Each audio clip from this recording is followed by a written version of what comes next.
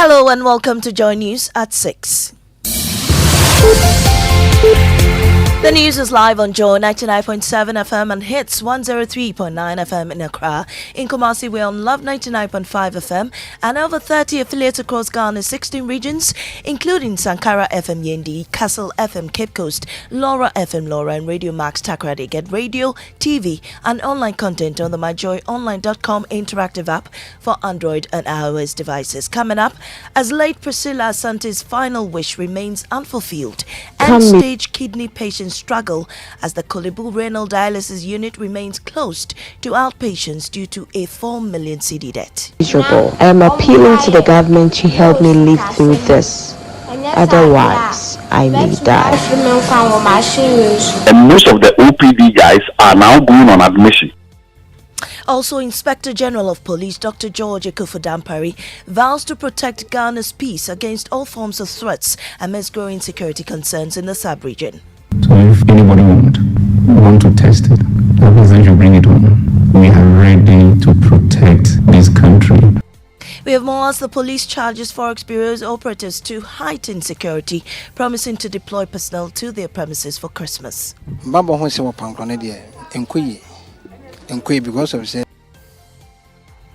In business, Ghana's High Commissioner to the UK discloses Finance Ministry has made progress towards settlement of $140 million Trafigura's debt, insisting threats to seize Ghana's properties in London have not been affected in the country's operation. Also, residents of Pankrono near Kumasi in the Ashanti region fear reprisals after clash with Adabaka Zongo left one dead.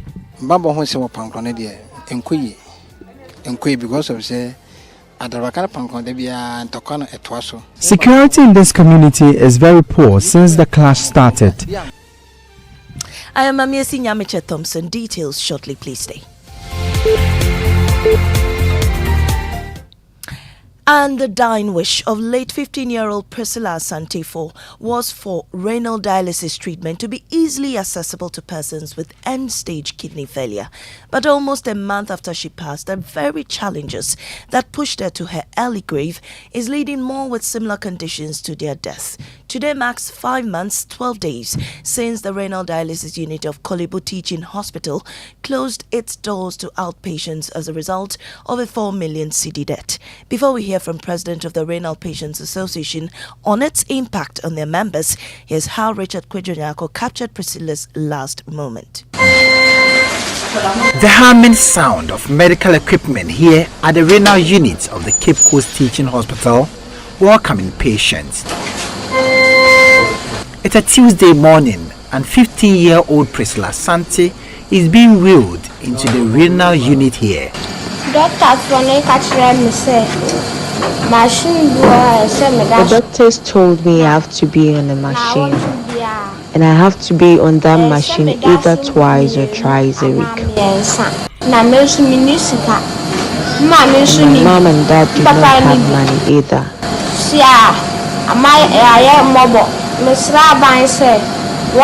We have become miserable. I am appealing to the government to help me live through this. Otherwise, I may die. Well, President of the Renal Patients Association, Balfour Kojo Ahinkra, tells Joy News the condition of many of their members are getting worse and are being admitted for emergency care. And then most of the OPD guys are now going on admission, worse and worse. Just last week, I had 2 of my people going on admission. They just discharged one just yesterday. There's another one there. There's another lady 2 there. So because we are not having the regular dialysis, we are all falling sick and we are going back for emergencies.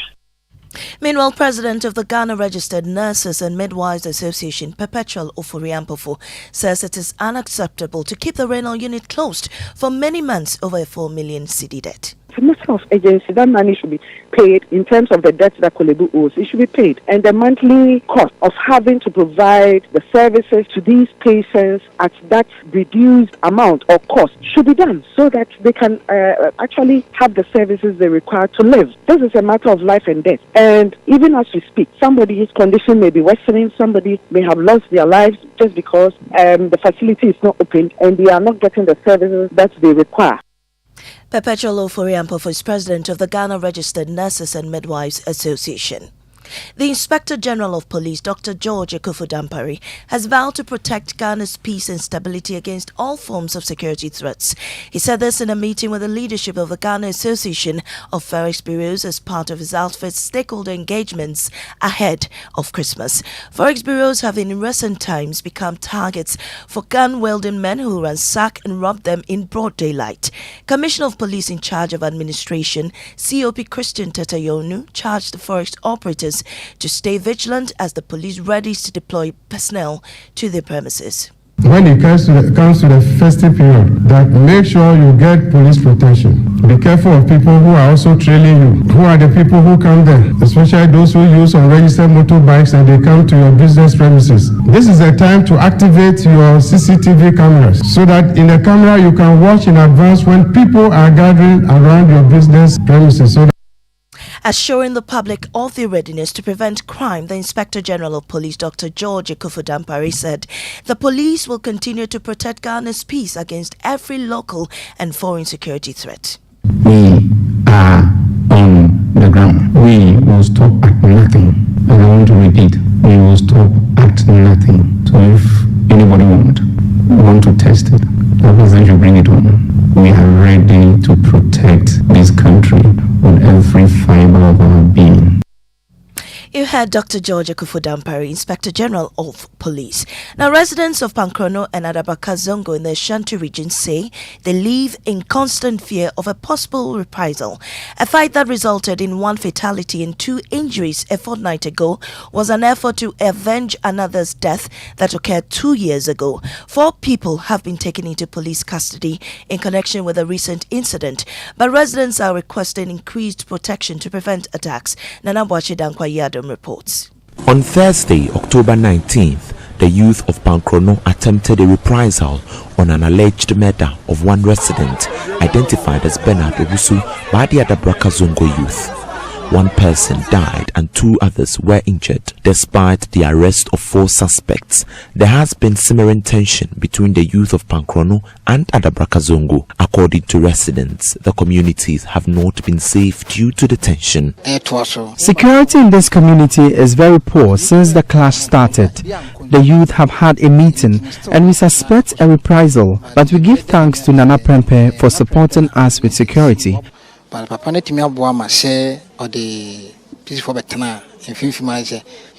to this resident, it's uncomfortable to move out in the evening due to the absence of police patrols.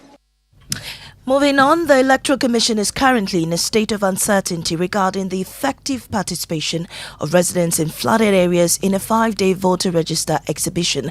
They've announced that the exhibition will start this Friday, November 3. However, numerous homes in parts of the Eastern, Volta and Northern regions continue to suffer from the spilling of the Akosombo Dam and the rains. Despite these circumstances, the AC intends to proceed with the exercise. Samuel Tete is the Deputy Chair in charge of operations. The Commission has not actually taken a decision whether it's going to be free or not. When, let's say, if you missed or you lost your ID card through the floods and other things, the Commission has not decided. In case we start on Friday and still those places are not accessible, definitely we may treat those areas as what? Special areas, grant them some days to enable us do the exhibition for them.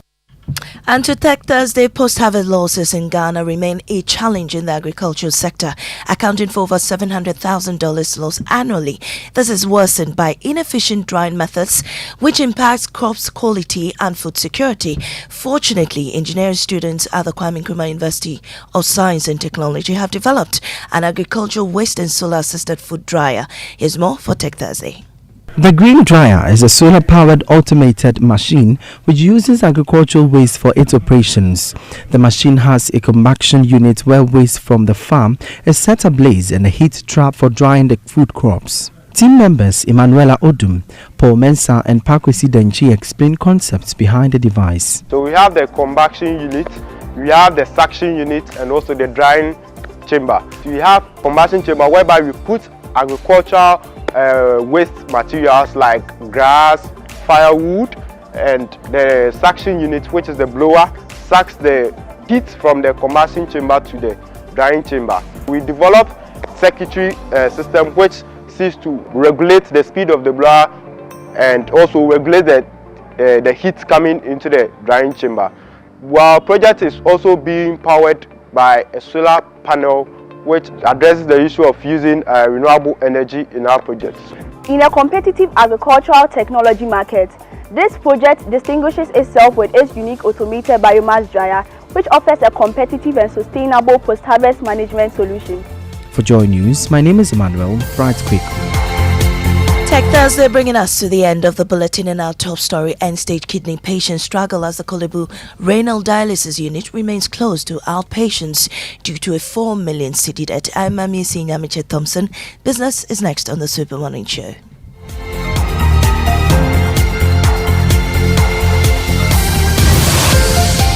Joy 99.7 FM, radio for the discerning listener.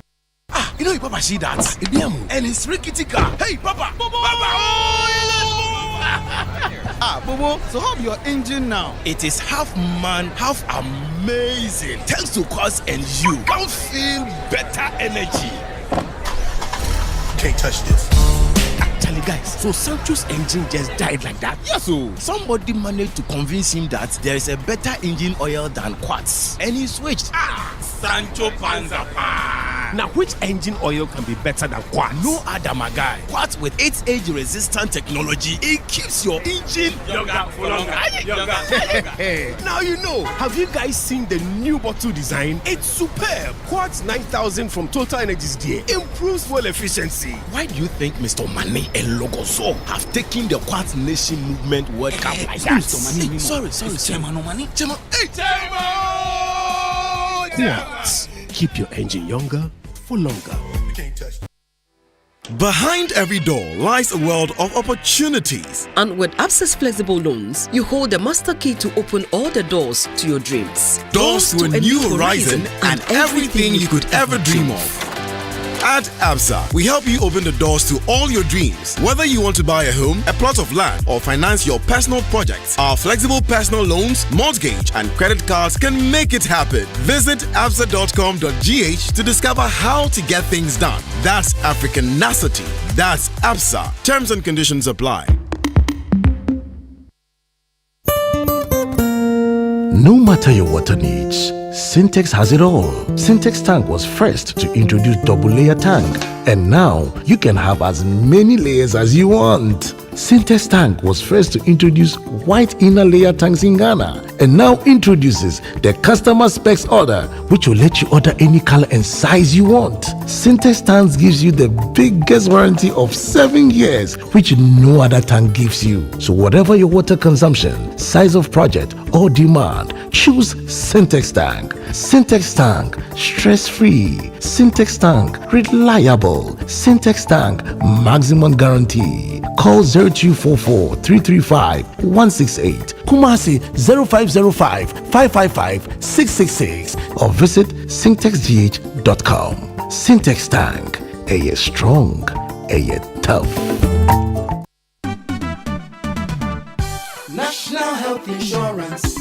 Great news! The National Health Insurance Scheme (NHIS) has waived the waiting period for all members aged 70 years and above. All 70 years and above are also exempted from paying a premium. Enrollment and renewal are absolutely free on the NHIS. Members who are 70 years and above can automatically access healthcare when they newly register with the NHIS or renew their membership annually. You are no longer required to serve the 1-month waiting period for late renewals. Dad, mom, grandpa, and grandma, let your old age be filled with good health and access instant healthcare at zero cost on the NHIS today. Download the My NHIS mobile app to register with your Ghana card or visit the nearest NHIS office. Terms and conditions apply. For details, contact the NHIS call center on 054 444 6447 or 0302 746 447. NHIS, your access to quality healthcare. This message is brought to you by the United States Agency for International Development, USAID.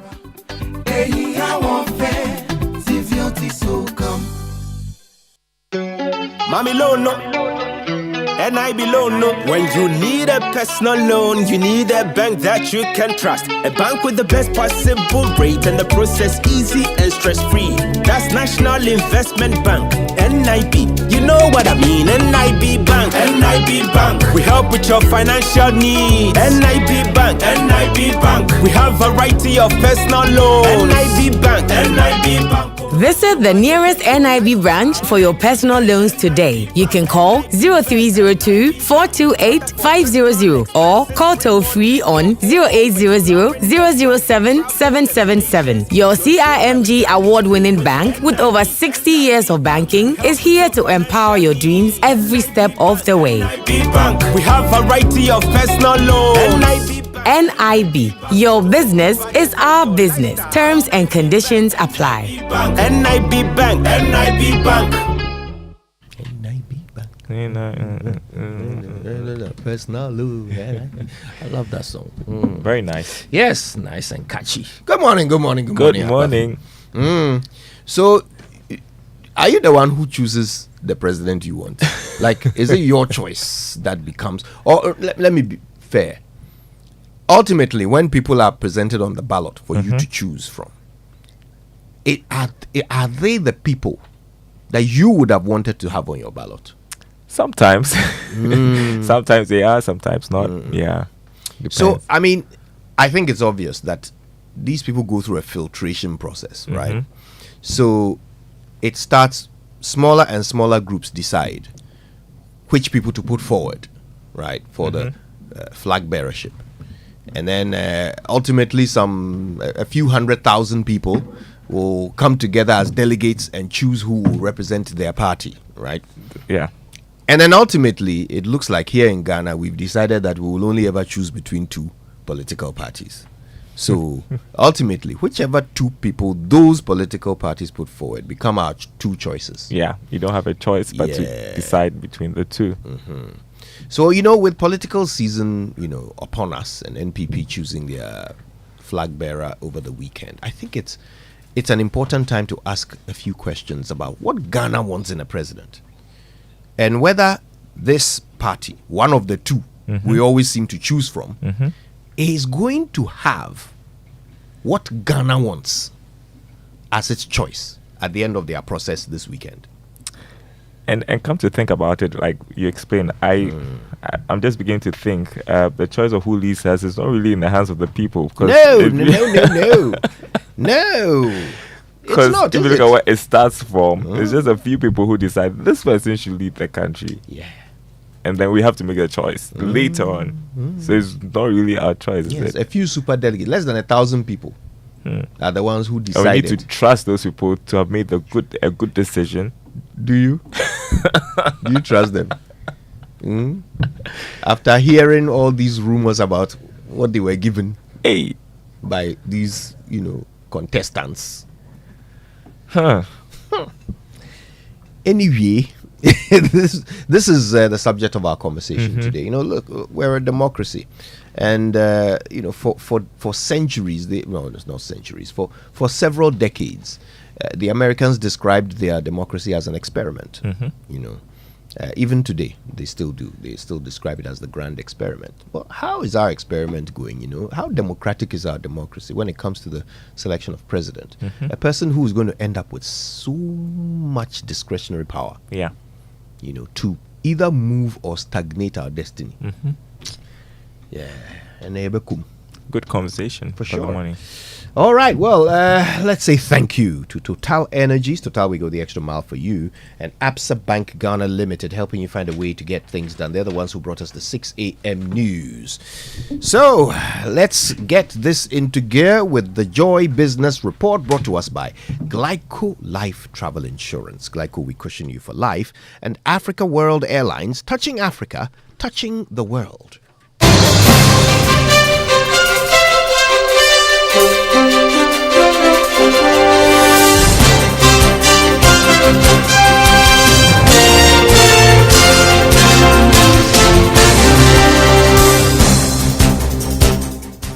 For for sure you made the good decision to keep your dial here on Joy 99.7 FM. Welcome to the Joy Business Report. Coming up this morning, Ghana's High Commissioner to the UK discloses Finance Ministry has made progress towards settlement of $140 million Trafigura debt.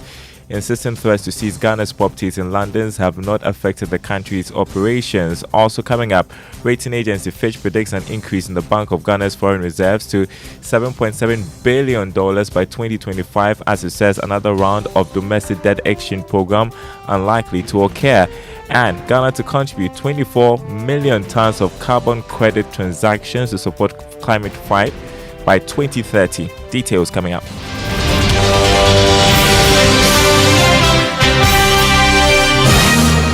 Thanks for being with us. My name is Daryl Kwao. Hello to our friends listening from Kofredi on KTU Radio. First up, the Finance Ministry has made significant progress towards settlement of $140 million Trafigura judgment debt. That's according to Ghana's High Commissioner to the UK and Ireland, Papa Usuankuma. It's coming after the Singaporean commodity trading firm moved to seize one of Ghana's commercial properties and possibly other assets in London to defray the debts. But Mr. Usuankuma says government has made some progress. The assurance I can give you as High Commissioner is that whatever has happened has not affected the work of the High Commission or the services we render to Ghanaians, except that, well, it would be better if it had not happened. I mean, yes. So the business is going on, diplomatic engagement is going on. No, everything that has affected us. No, even for Ghana International Bank, it has not affected their business, except that, where property is being seized because you have not satisfied the debt, it's not really comfortable. But I know it's because of the peculiar challenges we faced at that time. For you, the assurance is that we wouldn't move into that final decision where the property will be sold to different. That is the assurance that assurance that I can give. That we shouldn't worry. Yes. Actions have been taken. Oh yes. That was Ghana's High Commissioner to the UK and Ireland, Papa Usuankuma, speaking on PM Express Business Edition from London, which will air tonight at 9 on the Joy News channel. Don't miss it. Rating agency Fitch is predicting an increase in the Bank of Ghana's foreign reserves to $7.7 billion in 2025 from $4.4 billion in 2022.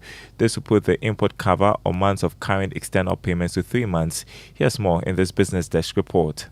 The rating agency said non-payment of interest on selected external debt pending a restructuring and a marked reduction in merchandise imports will contribute to an expected current account surplus of 1.1% in relation to the size of the economy in 2023, compared with a 2.1% deficit in 2022.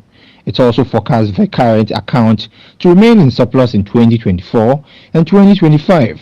Although VERS forecast is subject to development in the external debt restructuring. VERS is expected to strengthen the value of the cedi against the dollar. Meanwhile, Fitch says another round of local currency debt exchange is unlikely in the near term. According to Fitch, the local currency debt exchanges represent a debt service reduction of 52 billion cedis in 2023, about 6% of estimated 2023 gross domestic product, or 39% of estimated 2023 revenue and grant. That was a Business Desk report. Now, Associate Professor of Finance at the Andrews University in the US, Professor Williams Pepra, has warned government not to jubilate yet following Fitch's upgrade of Ghana's rating to CCC from restrictive default. He contends Ghana is not out of the woods yet, as there is more work that needs to be done to win the trust and confidence of investors. Professor Pepra therefore urged the government to intensify efforts to get external creditors to sign onto Ghana's debt exchange program. The local side, with the CC plus, we should not be jubilating. It's just a sign that we have started making payment on some debts that are due. That is all. As I'll repeat it, we should jubilate if we're able to get the external creditors signing on to a debt exchange program that really frees us, because the external creditors or Eurobond holders is about $30.1 billion US. It is a place that when we get the haircuts, that is going to really have a major impact on our economy. So though the domestic one has helped, but this impact is not going to be felt so much as the Eurobond holders if they give us a haircut. Associate Professor of Finance at the Andrews University in the US, Professor Williams Pepper. Now, Ghana is poised to make approximately 24 million tons of carbon credits available for transactions on the compliance market by 2030. This will be to support green businesses and initiatives that aim to promote sustainable living. Deputy Minister of Finance Dr. John Kumah made the disclosure when he opened a 3-day meeting for experts for North and West Africa Intergovernmental Committee of senior officials on sustainable development goals. Here's more. The 3-day conference by the United Nations Economic Commission for Africa will deliberate on structural food and energy challenges on the continent and explore opportunities for value chains to accelerate the attainment of the Sustainable Development Goals. According to Deputy Minister for Finance, Dr. John Kumah, this contribution of about 24 million tons carbon credit transaction underscores the government's dedication to reducing carbon emissions and mitigating the impact of climate change.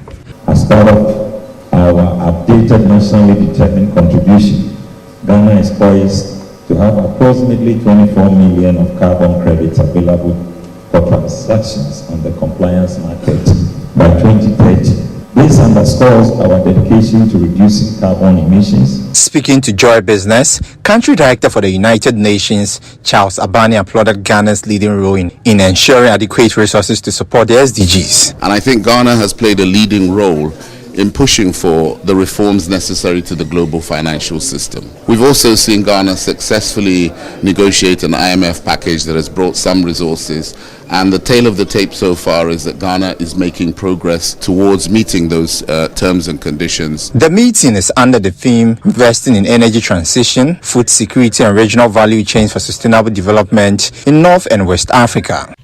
We have some more news for you this morning. British Airways is ruling out any plan to move all of its Heathrow flights to Gatwick.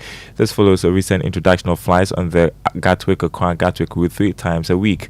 British Airways in 2021 announced a decision to move flights from the premium Heathrow Airport to Gatwick, a decision that was seriously rejected by government. Speaking exclusively to Joy Business in London, Chief of Planning and Strategy at British Airways, Neil Alan Chernoff, said there was no such plan on the table. Look, I can guarantee there is no plan to sort of start the route from, let's say, Gatwick and move the Heathrow route over to Gatwick. We've been flying to Ghana for 86 years. I looked that up recently. And look, there was a time, this goes back, I believe, 2 years ago, where we looked to move the Heathrow route to Gatwick. And at the time, that was because we were very, very constrained on capacity at Heathrow. What we did want to try was maintaining our Heathrow presence, which is on a daily flight on the 350. That's our largest aircraft next to the 380, the double-decker. And what we wanted to do is to test adding capacity out of Gatwick and to see if there is some benefit of being able to serve that additional catchment. So I get from that, that's the firm assurance. There isn't any plan from your end to move us to Gatwick. No, you have my firm assurance. You had Neil Alan Chernoff. He is Chief of Planning and Strategy at British Airways. Now, a Swedish medical advisory service, Manji Health, is collaborating with SIC Insurance Company to help Ghanaians in the diaspora provide health insurance for their families back home. According to Chief Executive Officer of Manji Health, Prudence Mafuta Pearson, Ghana is ranked second biggest diaspora market in sub-Saharan Africa, reason they expanded into the country. Ghana is ranked among the top 10 diaspora markets in Africa. It's ranked number 4 in Africa and number 2 in sub-Saharan Africa. The market size is 4 million Ghanaians living in the diaspora. Their annual remittance volume is over $3 billion. This is money that Ghanaians living abroad send back home to their family members to support them. So it's a very big market and it's a lot of money that is involved. Many times the problem is, you send money, someone has to pick it out as cash and then they go and pay at a hospital if it's for medical needs. With our platform, we will not only help the Ghanaian diaspora to connect with the top hospitals in Ghana, we will also secure their transaction by helping them to make payments directly into the healthcare system. Chief Executive Officer of Manji Health, Prudence Mafuta Pearson there. Now, today on Investor Eye, we'll tell you what to do when suspicious investment links are sent to you. Joseph Kokwe is lead in charge of cybersecurity at the E-Crime Bureau. He provides some advice. with the pyramid, they ask the investors themselves to go out and scout for more people to come into the investment. So you bring 5 people, I bring 5 people. If 20 of us bring 5 people, they have 100 new people in their system to scout. That's Investor Eye. Thanks for listening, everyone. Let's check the markets as we round up this morning. On the commodity market, crude oil opened trading at $85 a barrel after dropping marginally from yesterday's trading. Gold gained more than $3, selling at $1,986 an ounce. Cocoa selling at $3,794 a ton after losing $24. On the currency market, the dollar going for 12 cedis 6 pesos. That's on the forex or retail market. Pound 14 cedis 58 pesos, and the euro going for 12 cedis 65 pesos. More news on our website, myjoyonline.com/business. My name is Daryl Kwao. Thanks for listening. The award-winning Super Morning Show radio program of the year is on. Thank you. That's right. With Koji Yankson and the team. Put some respect on it. Yeah. And listen. So as it turns out, the finance ministry is up to something.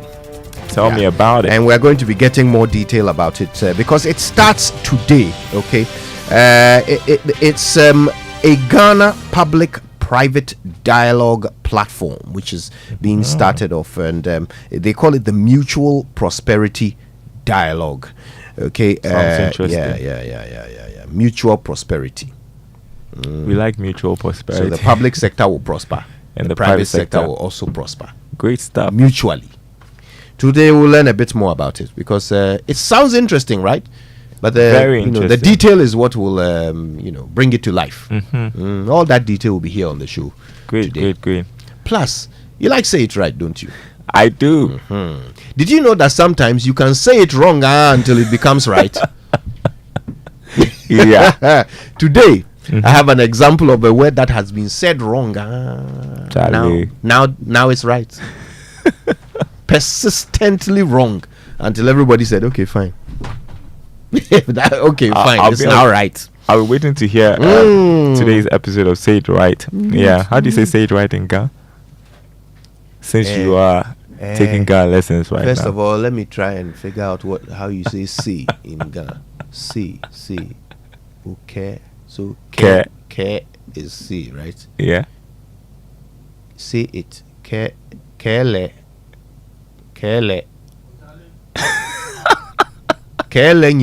Okay, so it's time for the inspirational song brought to you by Duraplast Ghana Limited, producers of quality PVC and HDPE pipes and water tank. The only water storage tank with a level indicator. Where Duraplast goes, water flows. Now Winston too says we shouldn't ask him to teach us any language. So hey, what holla for we. Okay, I've got something from Kurt Carr. Oh yes, Kurt Carr and the Kurt Carr Singers. It's a good day. It's a good day.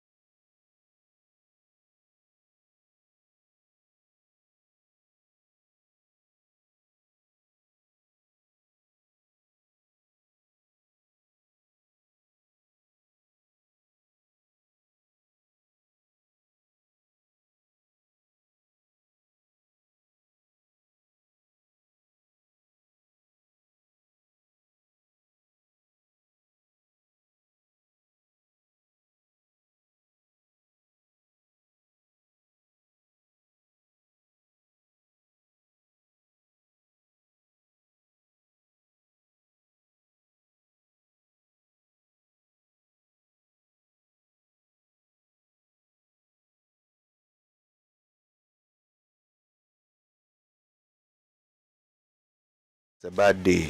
Don't let your bank balance deceive you. As long as you woke up, it's a good day. Good day, Raymond. Hallelujah. That is a motivational speech that does not reflect in the pocket.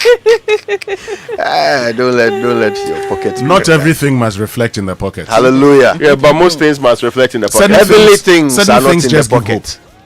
hope that it shall be well. Yeah, we have moved beyond the hope economy. People want in my pocket economy.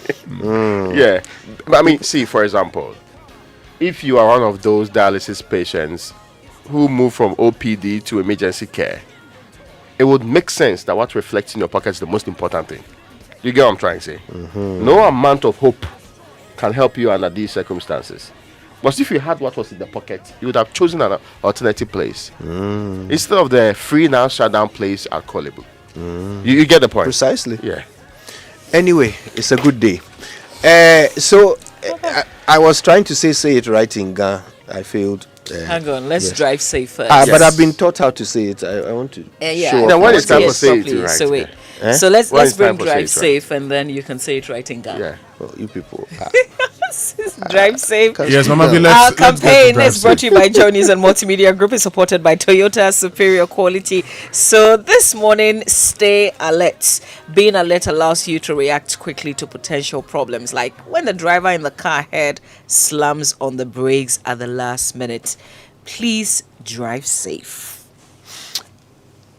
Let's learn how to say it right. Brought to us by Kingdom Books. At Kingdom, quality and affordability are their hallmarks. And Societe Generale Bank Ghana, the future is you. Something must be done. You say either, I say either. Here is today's word. STAUNCH. Staunch. Do you know what it means? I have always known it to mean sturdy, strong, reliable, loyal. But the word staunch is sometimes used to mean stopping something from happening, like stopping liquid, such as blood, from flowing. This meaning is generally accepted by most modern dictionaries, but it is actually a corruption of a different word, stanch. STANCH. Stanch. This is the original and proper word for describing the stoppage of a flowing liquid. It originates from the old French word estanchier, which means to stop the flow of or to extinguish. You know, it's funny, the word staunch never actually meant stopping the flow, but after decades of being wrongly applied in that context, it has eventually become accepted as correct. I guess that's yet another way in which the English language shows its dynamism. Staunch now means stanch. People said it wrong until it became right. That will make Winston very happy. Fascinating as that is, don't get any ideas because it won't be happening again if I have anything to do with it.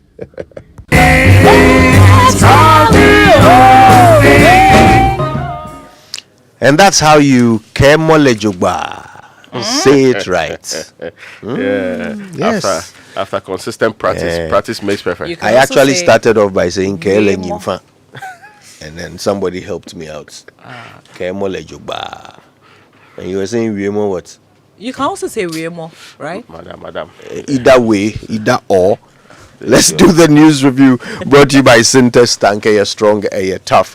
And My Way is simple life insurance by My Life and MTN Momo. Dial star 165 hash on MTN to join My Way today. But listen, guys, before we get into the newspapers, I think we all remember this, right? The dying wish of the late 15-year-old Priscilla Asante was for renal dialysis treatment to be easily accessible to people like her who had end-stage kidney failure. But almost a month after she passed, the very challenges that put her in her early grave are leading more people with similar conditions to their death. So today marks 5 months and 12 days since the renal dialysis unit of Kolebu Teaching Hospital closed its doors to outpatients as a result of I think it's actually 4 million cedis of debt. Now, before we hear from the president of the Renal Patients Association on how this is impacting him and the other members, let's listen to how Richard Kwadwo Nyarko captured Priscilla's last moments. The humming sound of medical equipment here at the renal unit of the Cape Coast Teaching Hospital welcoming patients. It's a Tuesday morning and 15-year-old Priscilla Santi is being wheeled into the renal unit here. The doctors told me I have to be on the machine, and I have to be on that machine either twice or thrice a week. Mom and dad do not have money either.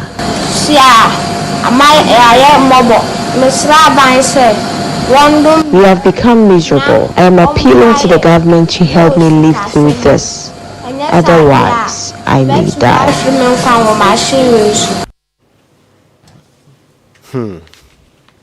Yeah. Hours after that, Priscilla was dead. Now, the president of the Renal Patients Association, Bafo Kojo Ahinkra, has been telling Joy News the condition of many of the association's members are getting worse and worse, and they are being admitted for emergency care. And then most of the OPD guys are now going on admission. Which means that their situation is getting worse because of lack of access. Yes, worse and worse. Just last week, I had 2 of my people going on admission. They just discharged one just yesterday. There's another one there. There's another lady 2 there. So because we are not having the regular dialysis and we don't get the proper dialysis too, because most of the private, some of them, there's question about it. So now we are all feeling sick and we are going back for emergencies. Yeah, okay, so that's just a little bit of the reality that the members of this association are facing. Meanwhile, the biggest referral unit for dialysis in Ghana, Korle Bu, well, their outpatients unit has been shut down because, they owe money, they can't pay it. 4 million cedis. But I'm sitting here quietly thinking about the number of things that 4 million cedis will be used for by the government of Ghana today, by the time the sun goes down. The number of 4 million cedi expenditures that the government of Ghana will make today. And I'm trying to figure out how many of them will save lives. How many of the V8s they will pay for will save lives today. We know that Dr. Isiah Ansari, who advises the president on health, made a firm promise, and subsequently ministers from various ministries equally said that cabinet had agreed to deal with this problem. We know that sometimes when they say cabinet has agreed, it means that there's a long pipeline they have to fix it. But please, every single day that we do not show to these Ghanaians that Ghana is a country worth belonging to, we are losing lives. This is not just about inconveniencing them. It's about killing our own people in ways that are so repugnant that it's as if we're a backward 14th century society. And it's down to money. Yeah. So it's not something that requires figuring out or forming committees or doing all the other things that you need to do. It's down to money. And if there is any time that you can do excess expenditure, and let's be quite clear, when we are said we're cutting back and doing all of that, we're still overspending. That's without doubt. So if there's any time that you can do a little, if this was not even planned for, excess expenditure to save lives, this is the perfect time to do so. Or else the signal you are sending to every human being in this country is that this country is completely useless. If you don't have money, your chances of being a Ghanaian and going about your usual duties are extremely limited. So let's get a few facts. The reason the unit is shut to outpatients and they are only admitting emergency cases is because they have consumables that can only last a month. 1 month. That's something that you will not hear them say out there. And we're saying that we can't bill Korle Bu out 4 million Ghana cedis. Just think about it. The monies that we're spending that's going into the politics, the internal party politics, even just this weekend. 4 million Ghana cedis. But it doesn't end there, because as Kwame Siedu Sapon has been saying, we have to think ahead, because even if they pay the 4 million, it will not solve the Korle Bu problem. And the reason patients like to go to Korle Bu is because there was a private person that was paying. A private person was paying. Yeah. And so people were getting free treatment at Korle Bu. I heard the president mention that he pays 550 where he goes. And if you have to pay 550 3 times a week, I mean, who can sustain that? It's very insensitive for us to look on. We've been talking about this. May to October, 14 people died. They are now saying that number has gone up to 19 Ghanaians. And we're still watching. I mean, I can't believe that we're up again this morning talking about Korle Bu's renal unit shut to outpatients, and they only admit them when it gets worse. It's heartbreaking. So you ask yourself a very simple question. What is wrong with us? What sort of blood runs through us? I mean, don't we feel for the people? So anywhere in the world, this money would have been paid long ago. Let's even assume that we didn't pay and we incurred that debt. The moment the media spoke about it, it would have been paid by the state immediately. Immediately. Now, let's say we don't have money. Let's say we're under an IMF program. The IMF program itself says let's ensure that we do not hurt social protection. Yeah. That program itself thinks about all of these people. And think about it this way. This is where I say there is no excuse, because even our Financial Management Act says where it becomes necessary, you can actually via expenditure from a particular place and take it to another place. So let's say Korle Bu doesn't have money. Are we saying that as a country we cannot get 4 million of government money to pay this debt? This is the same country that is talking about the fact that, we should consider kidney care under the National Health Insurance Scheme. And this is where we are. Look, I end on this note. Last year, I talked about how there were so many opportunities in Ghana. I talked about how we should all stay in Ghana and help build a country. Yeah. But unfortunately, today, if anybody walks up to me to say he wants to leave Ghana, I cannot tell that person not to leave.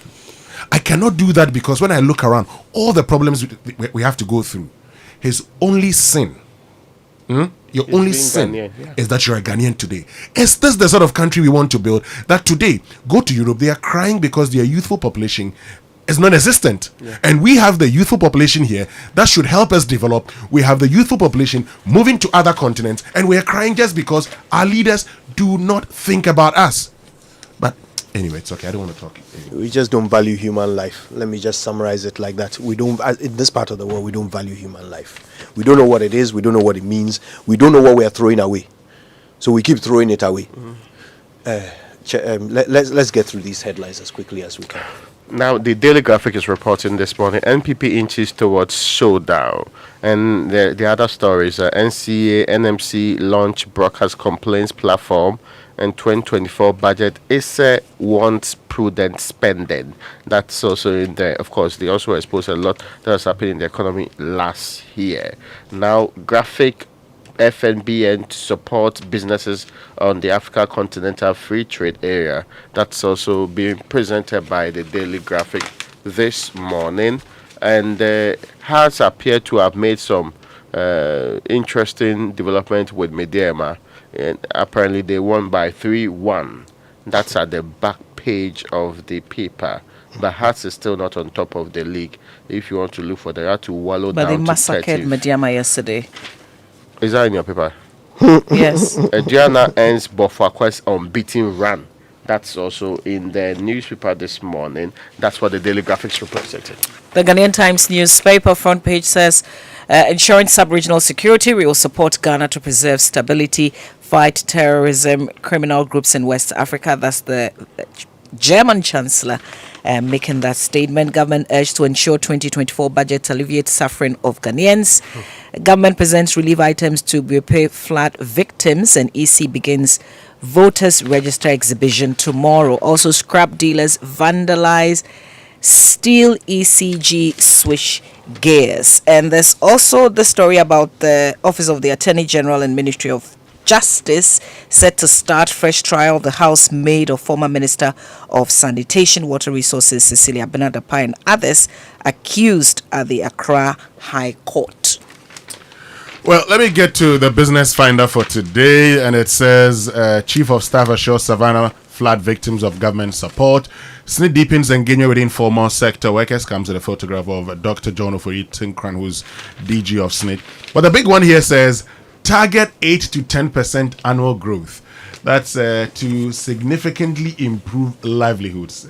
That's the Institute of Statistical, Social and Economic Research. This is the country that targeted 1.5% growth in 2023. But in order to significantly improve livelihoods, we're told that we should be targeting 8 to 10% annual growth. And it comes to the picture of Professor Peter Quartey. That's going to be a very difficult thing for us to do. Especially in our current situation. In our current situation. But let's just hope, against hope, that we're able to do that. Now, the Daily Guide is reporting this morning voter register exhibition is November 3 and Frema Storm Savannah region with goodies for flood victims, and Kaswa Cops killer jailed 20 years. His name is Eric Kojo Dia, and Nana promises massive worsening of development. Germany pledges support for regional peace. That's also on the front page of the Daily Guide. The new Crusading Guide has this on its front page. Western Chief goes hard on government over bad roads and lack of representation in cabinets. Government bringing more development to Western North. The Kufuor shows Chief's Ken was contracted to attack Anas. He was given contracts. That's according to Opariansa. That's on the front page of the New Crusading Guide. Well, you know, the NPP will be voting on Saturday for its flag bearer. I will talk about that later. But if this is how they are going to go, then post the flag bearership elections, it'll be very difficult for them to unite. Because if you are saying a lot of things, and if you say a lot of things in public, how do you come back to say I lied? Anyway, but which Western chief, who's the Western chief who's been taking government on? So this is the Omahene of Lower Town, Aximen in Sign traditional area, Awulai Ajefi Kwame II. Oh, I like him. Awulai Ajefi Kwame. Yes. The state of the Western region is very, very bad. In fact, if you go to the Western region, the roads are in a deplorable state. Everywhere you pass, poor roads, apart from some few areas within Sekondi Takrady. If you're going to my hometown, Paul, it's even worse. Everywhere. And this is a place that the president cut salt. He cut salt for construction. President is giving an assurance again. He says government is bringing more development. More development where? The president cut salt. He cut salt for the road. It's been more than 5 years. The road is still as it was, and now worse. Anyway. Now, even projects that are in the, what they call it, a manifesto where we don't do it, then... Anyway, let's go for the online news review. It's brought to us by Zenith Bank in your best interest and Goyle Good Energy. Now, what do you do when you run out of fuel in your vehicle? Do you just stop up anywhere? Don't do that. Let's introduce you to the Good Energy family and why you must be part of it. Goyle Super XP Raw 95 and Diesel XP are the very best quality fuels with high performance in town for your vehicle. Goyle Super XP Raw 95 is a high-grade fuel and sold at the same price as your normal fuel. And Goyle Diesel XP is low also in sulfur, making it an eco-friendly option for your vehicle. With over 440 stations across the nation, join the family that rewards you with quality for an energized driving experience. Goyle Good Energy. Goyle Jena Yedim. All right, this is the first time NPP is presenting weak candidates. Professor Mensah is the one who says this. We're ready for Saturday's primary. Money won't determine the winner. Justin Kudia is the one who says that NPP never selects presidential candidates based on who can pay. Samia Oku says that. On citynewsroom.com, NPP government will soon add Israeli-Palestinian war to the list of excuses. Dr. Arthur Kennedy predicting. I hear fertilizer prices are going to be affected by the Palestinian war. All right, well, it's time now for the BBC News. It's brought to us by Fidelity Bank. Believe with us. For decades, we have helped businesses connect with their trade partners all over the globe. From Ghana to Burkina Faso, Côte d'Ivoire, Benin, Togo, Senegal, China, Morocco, France, Netherlands, and many other countries. We have made it possible to bring Ghana to the world. We have brought small and medium businesses closer to their customers across the regions in Ghana with our SME support facilities. We have brought relief and smiles to the faces of families with our employee personal loans. With our cutting-edge technology and digital support, we take the burden of complex thinking off you, making life simple. That is who we are, as close as a partner. Bank of Africa. We are indeed the African bank with the global reach. Want to feel energized for more? Fuel up with Super XP Ron 95 and Diesel XP high performance products from Goil. Our high grade fuel comes at no extra cost but with more power. And our Diesel XP, it's low in sulfur, making it an eco-friendly option for your vehicle. Experience high performance and quality with our products. Available everywhere. Choose Super XP Ron 95 and Diesel XP for an energizing driving experience. Goil. Good energy. My way insurance, my way, Hi, my name is Nanama McBrown, and I want to encourage you to dial *165# on MTN to join the My Way family. My Way provides you and a selected family member a cover against death. As a policyholder, you will also have a cover against total permanent disability and hospitalization should you be hospitalized for more than 2 nights. Dial *165# and join the family. Sanya My Way. No way. My Way is a product of My Life and MTN Momo. Terms and conditions apply.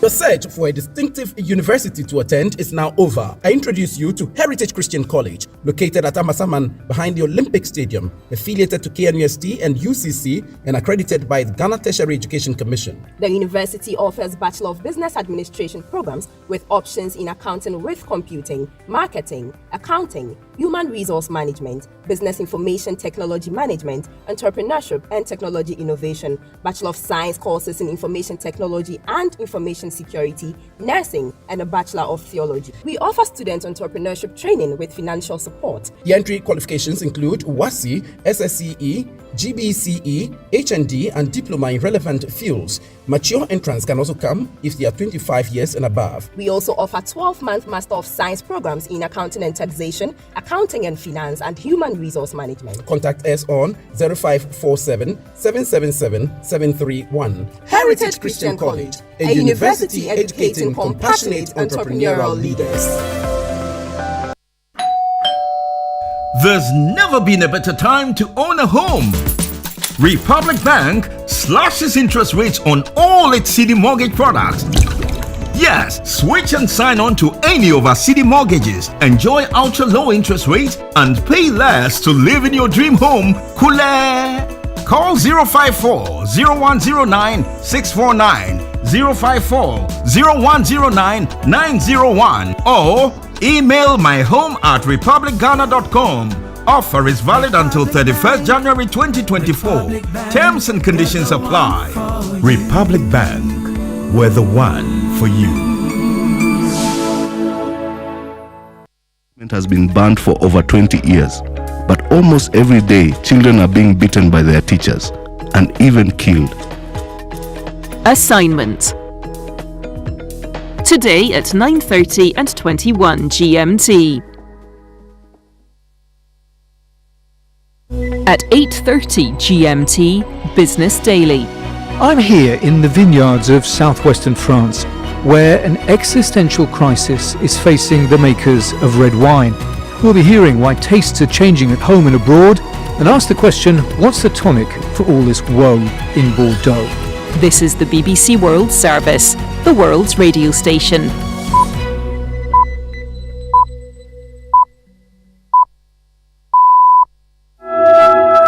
Hello and welcome to Newsday on the BBC World Service with Davina Gupta and James Copnell. Great to have you with us. Coming up, we'll have the latest from Gaza, where we have seen people leave the besieged area for the first time since the Hamas attack on Israel. President Joe Biden has hailed the limited movement of foreign nationals and injured and backed a humanitarian pause. His Secretary of State, Anthony Blinken, is due to return to the region on Friday as diplomatic activity continues. We'll speak to a British Member of Parliament for more on the international reaction to the crisis. And as the UK hosts an artificial intelligence conference, we speak to the pioneer in the field about neural networks, deep learning, and the potential dangers of this new field. And in business, we'll hear about a big compensation case win for Australia's Aboriginal population. That's after the latest world news.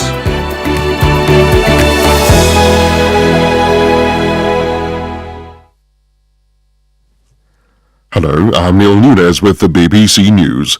More people are hoping to leave Gaza today following international efforts to open the Rafah crossing to Egypt. Diplomatic sources have indicated that some 7,500 foreign passport holders would be able to leave Gaza over about 2 weeks. This report from Yolande Now. More wounded Palestinians are also expected to be brought out through Rafah to be treated in a new Egyptian field hospital.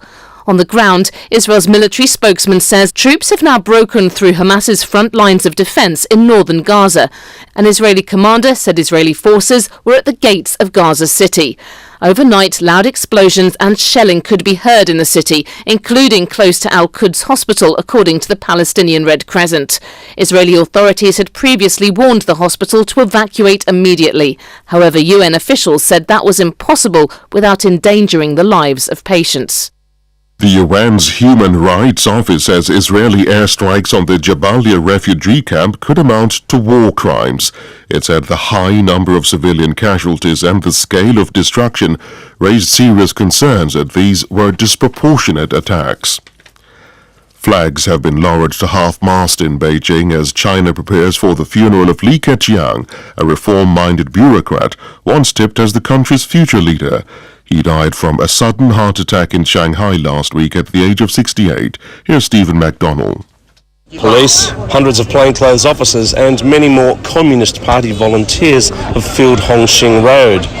They're here to maintain order as large crowds of mourners move past the childhood home of former Premier Li Keqiang, where a sea of flowers now reaches above head height. Journalists are being pushed out of the area with filming deliberately blocked. On the day of his memorial service, some are making uncomfortable comparisons between the now deceased former number 2 leader and Xi Jinping, something China's current leadership will be hoping passes soon. Police in Australia have arrested a woman in a case of suspected mushroom poisoning in which 3 people died. Erin Patterson from Victoria maintains her innocence. Simon Atkinson has more details. Officers turned up at Erin Patterson's rural home in the state of Victoria almost exactly 3 months since she'd invited family members for a meal at the property. The parents of Miss Patterson's ex-husband, Gail and Don Patterson, along with Gail's sister, Helen Wilkinson, all fell sick and died days later. In a written statement to police, Miss Patterson said she'd bought button mushrooms at a supermarket and dried fungi from an Asian grocery store and combined them in a beef Wellington dish, a meal she'd said had also left her unwell and needing hospital treatment. This is the world news from the BBC. Storm Ciarán has struck the western coast of France with powerful wind gusts of up to 200 kilometers an hour. Brest Airport was closed and travel bans issued in Finistère for road and rail journeys because of fallen trees and obstacles. More than 1 million people are reported to be without electricity. Storm Ciarán has also hit the British Isles and Channel Islands, where the forecasters are warning of a threat to life from high winds. Pope Francis has said he'll attend the COP28 climate talks, which start in Dubai at the end of this month. It'll be the first time a pope has attended a COP meeting in person. In recent remarks, Pope Francis said the talks in Dubai could represent a change of direction.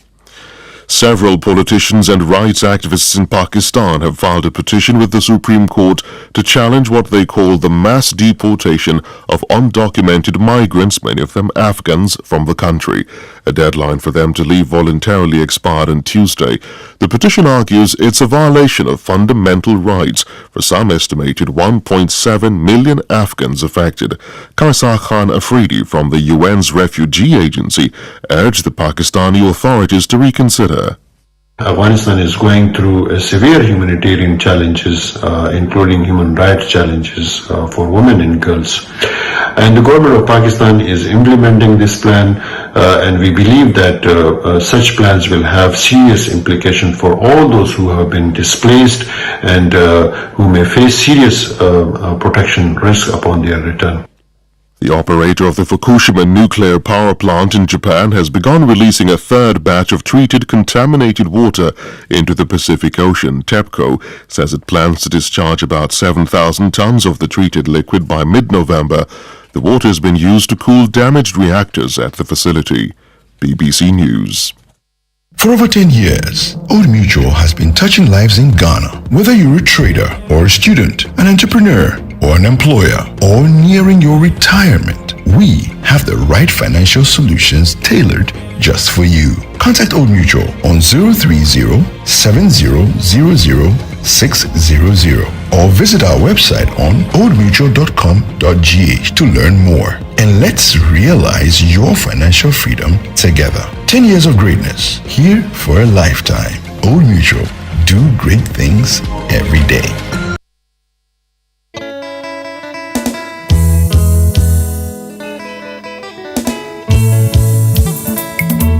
Osobrochie adia efe na huka ewom eno saa no epra wanya ya Coffee in your cup. Enjoy on the set. The Super Morning Show is always the best bet on Joy 99.7 FM.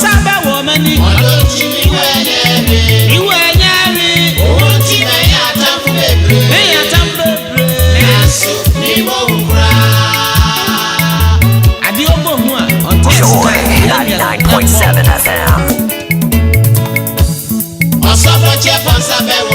Fansabe womani Odochi niwe nyeri wa Odochi menya tapu bebre Nensu miwo ubra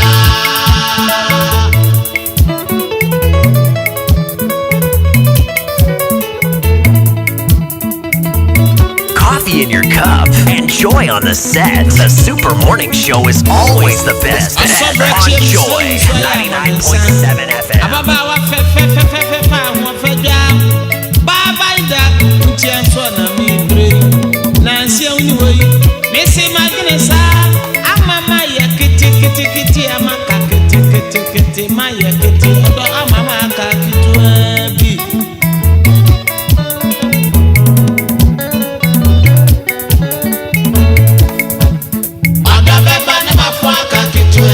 Kitu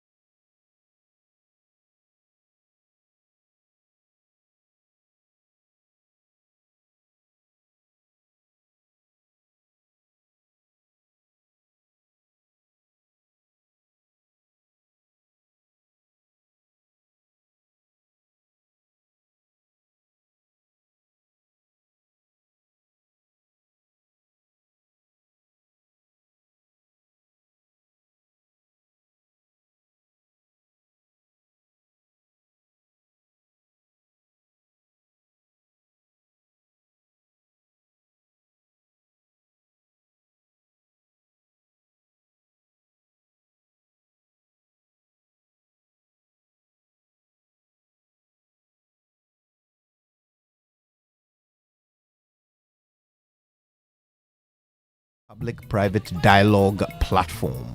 They call it the Mutual Prosperity Dialogue Project. Mutual prosperity between the public and private sector. Yeah, that's good. I mean, that's a good thing to do around this time. Raymond, you seem.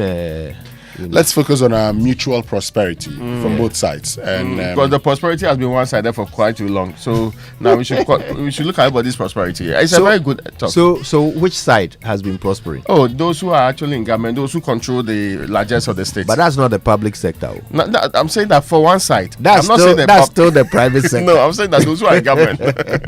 Anyway, so this is starting, and we're going to learn a bit more about what goes into it today. Also, we're very interested in the political activity of this coming weekend.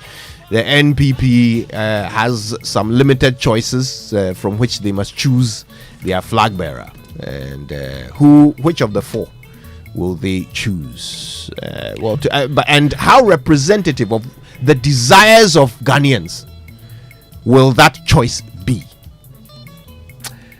Mama, Ghanaians now, when was the last time we chose the leader we want?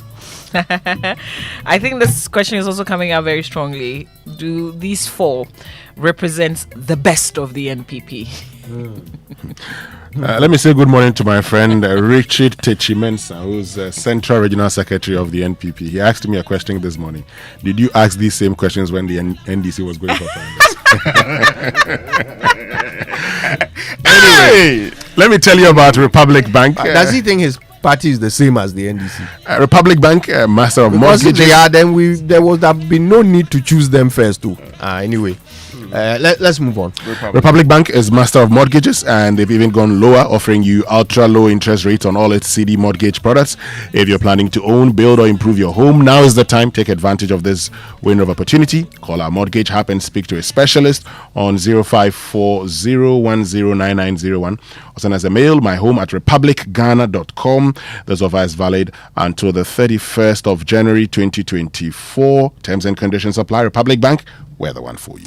Now, a poorly maintained car engine can age faster. That's why we offer specially formulated quartz engine oil with age resistance technology. This is a breakthrough innovation that ensures optimal performance for your engine and improves protection against mechanical wear by up to 74%, even under extreme temperatures and pressure. Choosing quartz from Total Energies is choosing the engine oil that keeps your engine running efficiently and effectively. Quartz. Keep your engine younger for longer. And get a loan of up to 450,000 Ghana cedis from Fidelity Bank and get rewarded. Switch your existing salaried loan to Fidelity Bank or get a new personal loan and enjoy the lowest fixed interest rates, a 2-month repayment holiday in December and January 2024, 50% discount on the processing fee till end of December 2023, and guaranteed fixed monthly repayment, all installments. Don't miss this offer. Call Fidelity Bank now on 0800 003355 or walk into any Fidelity Bank branch today and let them help you achieve that dream. All right, well, Kingdom Books and Stationery reminds you to go check out kingdomstoreonline.com. You can buy whatever you want from Kingdom. You can pay via Momo, and they'll deliver to your home or office in very good time. Free delivery for those of you in Accra or Tema, and of course, terms and conditions apply. At Kingdom, quality and affordability are their hallmarks. And Societe Generale, your secured and trusted partner, is celebrating 20 years in Ghana. This significant milestone wouldn't have been possible but for you, their loyal customers. So this anniversary is dedicated to you. It's been a journey of triumphs, successes, and innovative financial solutions crafted to give you, your family, and business the best outcomes always. Our partnership with you has seen you and your families grow, your business and institutions succeed, and many dreams come true. Today, we're celebrating 20 years with you. Societe Generale Ghana. The future is you. Now, Toyota Ghana has unveiled an irresistible offer. For a limited time only, they are offering huge price discounts on an exceptional range of vehicles, including the dynamic RAV4. The robust Hilux, the powerful Fortuner diesel, and the luxurious Land Cruiser Prado. It's gone. Yeah. He's test driving this weekend. Yeah. Oh, really? Yeah. Oh, we didn't tell the public. Anyway, and that's not all. When you make the decision to acquire any of these incredible vehicles, Toyota Ghana will reward you with an entire year of complimentary servicing. This golden opportunity won't be around forever. Pay a visit to any of their showrooms located in Accra, Tema Kumasi, Tamale Takwa, and Takrady. Alternatively, you can reach out to them at 0302 910 204. There's also credit purchase available through special arrangements with our finance partners. Toyota, superior quality. And let's introduce you to Dominion University College. That's your pathway to success with a wide range of programs spanning bachelor's and HND in marketing, human resource management, computer science, accounting, theology, pastoral care and counseling, also business administration, MBA in marketing, PhD, MPhil and MSc in statistics and more. Dominion University College offers the flexibility to pursue your passion and carve your own unique path to success. At Dominion University College, we encourage student engagement and critical thinking by incorporating active learning strategies into the curriculum. Dominion University College is known for character development. So join Dominion University College today and embark on a transformative educational journey that will empower you to thrive in the ever-changing world. Call Dominion University on 0201 063 633 and 0507 777 435, or visit their website, that's duc.edu.gh, and learn more about the programs and admission requirement. Dare to stand out, dare to lead, dare to dominate with Dominion University College, East Legon, Accra. Okay, I guess it's time now for the nutrition line from Nestle, and we know what they do best. They offer good food for a good life.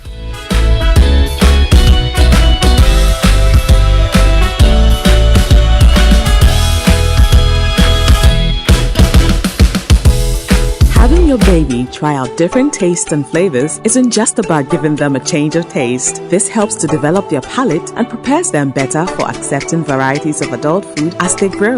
So go ahead and try any of our 6 Cerelac variants, that is wheat, maize, rice, biscuity, fruit pieces, and millet. Remember, each bowl of Cerelac contains goodness that helps your child's normal growth and development. Cerelac, it's all good, Mum. This advert is FDA approved.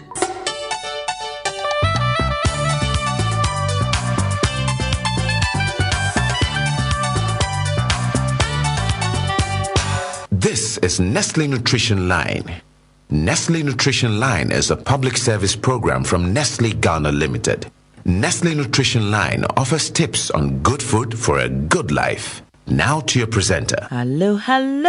Good morning. Welcome to the sweetest corner of the day. It's Nestle Nutrition Line. None like it. Delicious, nutritious, and full of goodness. On today's edition, we discuss some dietary guidelines for iron, just as promised. I'm Jackie Ankra, also known as Na Ajelisoa. I hope you're well and strong and looking on the bright side of life.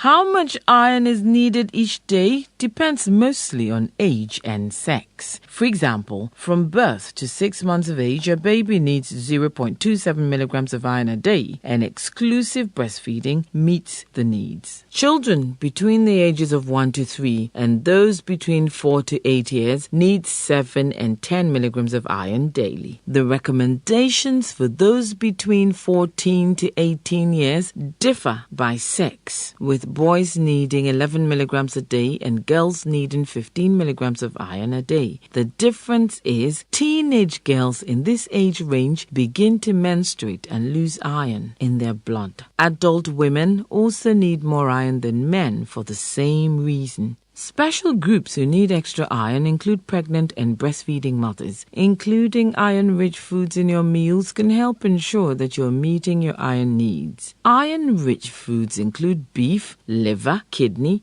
chicken, fish, beans, eggs, dark green leafy vegetables, and iron-fortified foods. This is all that time will allow for today, but if you do join us again next time, we will bring you more. 10 a.m. to 8 p.m. Please try these numbers: 0593 845697, 0593 845649, 0593 845708. You can also email consumerservices@gh.nestle.com. Make the most of every opportunity the day will bring you. Seize it and make it count. Keep walking, keep rising, keep climbing, keep shining, and don't ever stop. Bye.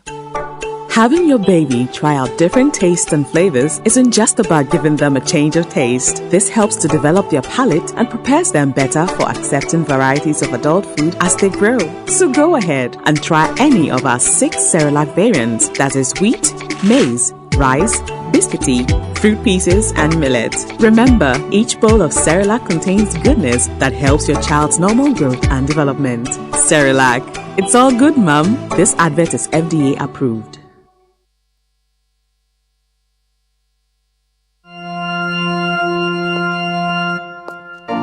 Imagine strutting into the most anticipated wedding of the year. Only to see 7 other girls wearing your exact same outfit. You are special and one of a kind, and that's why whether it's voice, data or SMS, you get to enjoy personalized offers tailored to your specific needs with MTN Just For You. Dial *141# or select your options on the My MTN app to redeem your unique Just For You package on Ghana's best mobile network. MTN. Have you ever thought of the one that makes you complete? An escape from the clutches of interest charges. With the Standard Chartered Visa debit and credit cards, payments are completed at the speed of light, intertwined with interest earning accounts. You also get unbelievable rewards every time you swipe.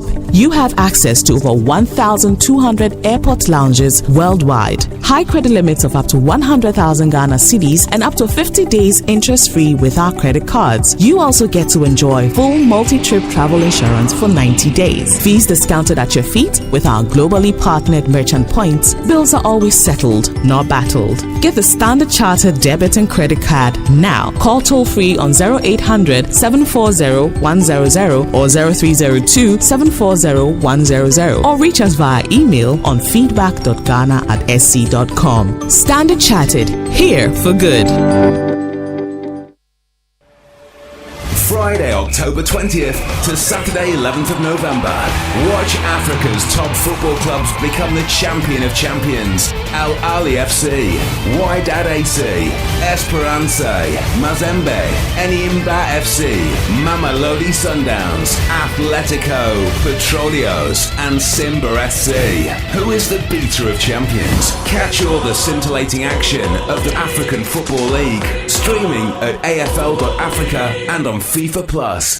1xBet. Big bonuses, big odds, big wins. Download 1xBet app, make a deposit, and you get 300% bonus on up to 3,445 Ghana cedis. The biggest bonus ever. 1xBet is a reliable bookmaker. So head up to 1xBet.com.gh. Register with promo code Welcome Ghana and get a huge welcome bonus on your first deposit right now. Have a chance to win. 1xBet gives you more. Gambling can be addictive. Bet responsibly. Not for person under 18 years. This advertisement has been vetted and approved by the Gaming Commission.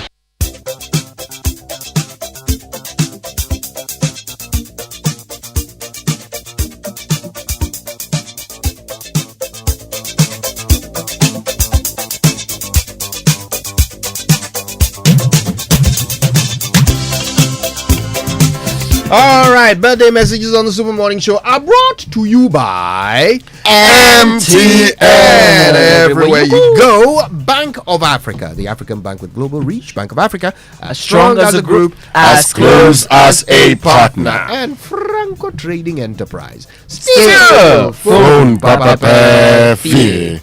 And today is the birthday of Kelvin Asare Yao Dankwa of St. Peter's SHS is from your mom and dad, Mr. and Mrs. Dankwa. And so it's also the birthday of Honorable Isaac Vanderpoy. So happy birthday to you, Honorable Isaac Vanderpoy. Happy birthday to Rebecca Sari, second year biochemist students of the University of Ghana, a member of the national swimming team as well. This is from your dad and your mom, as well as your brother Michael. It's also a happy birthday to Mrs. Yvonne Boating, CEO, Travel Places Osu Accra, and Mrs. Patricia Achiano, CEO of Hollard Insurance Ghana. Mrs. Patricia Achiano, CEO of Hollard Ghana. Happy birthday to you. All right, I've got a couple here. Let me start with happy birthday to Mrs. Gertrude Achampong of Doma Senior High School.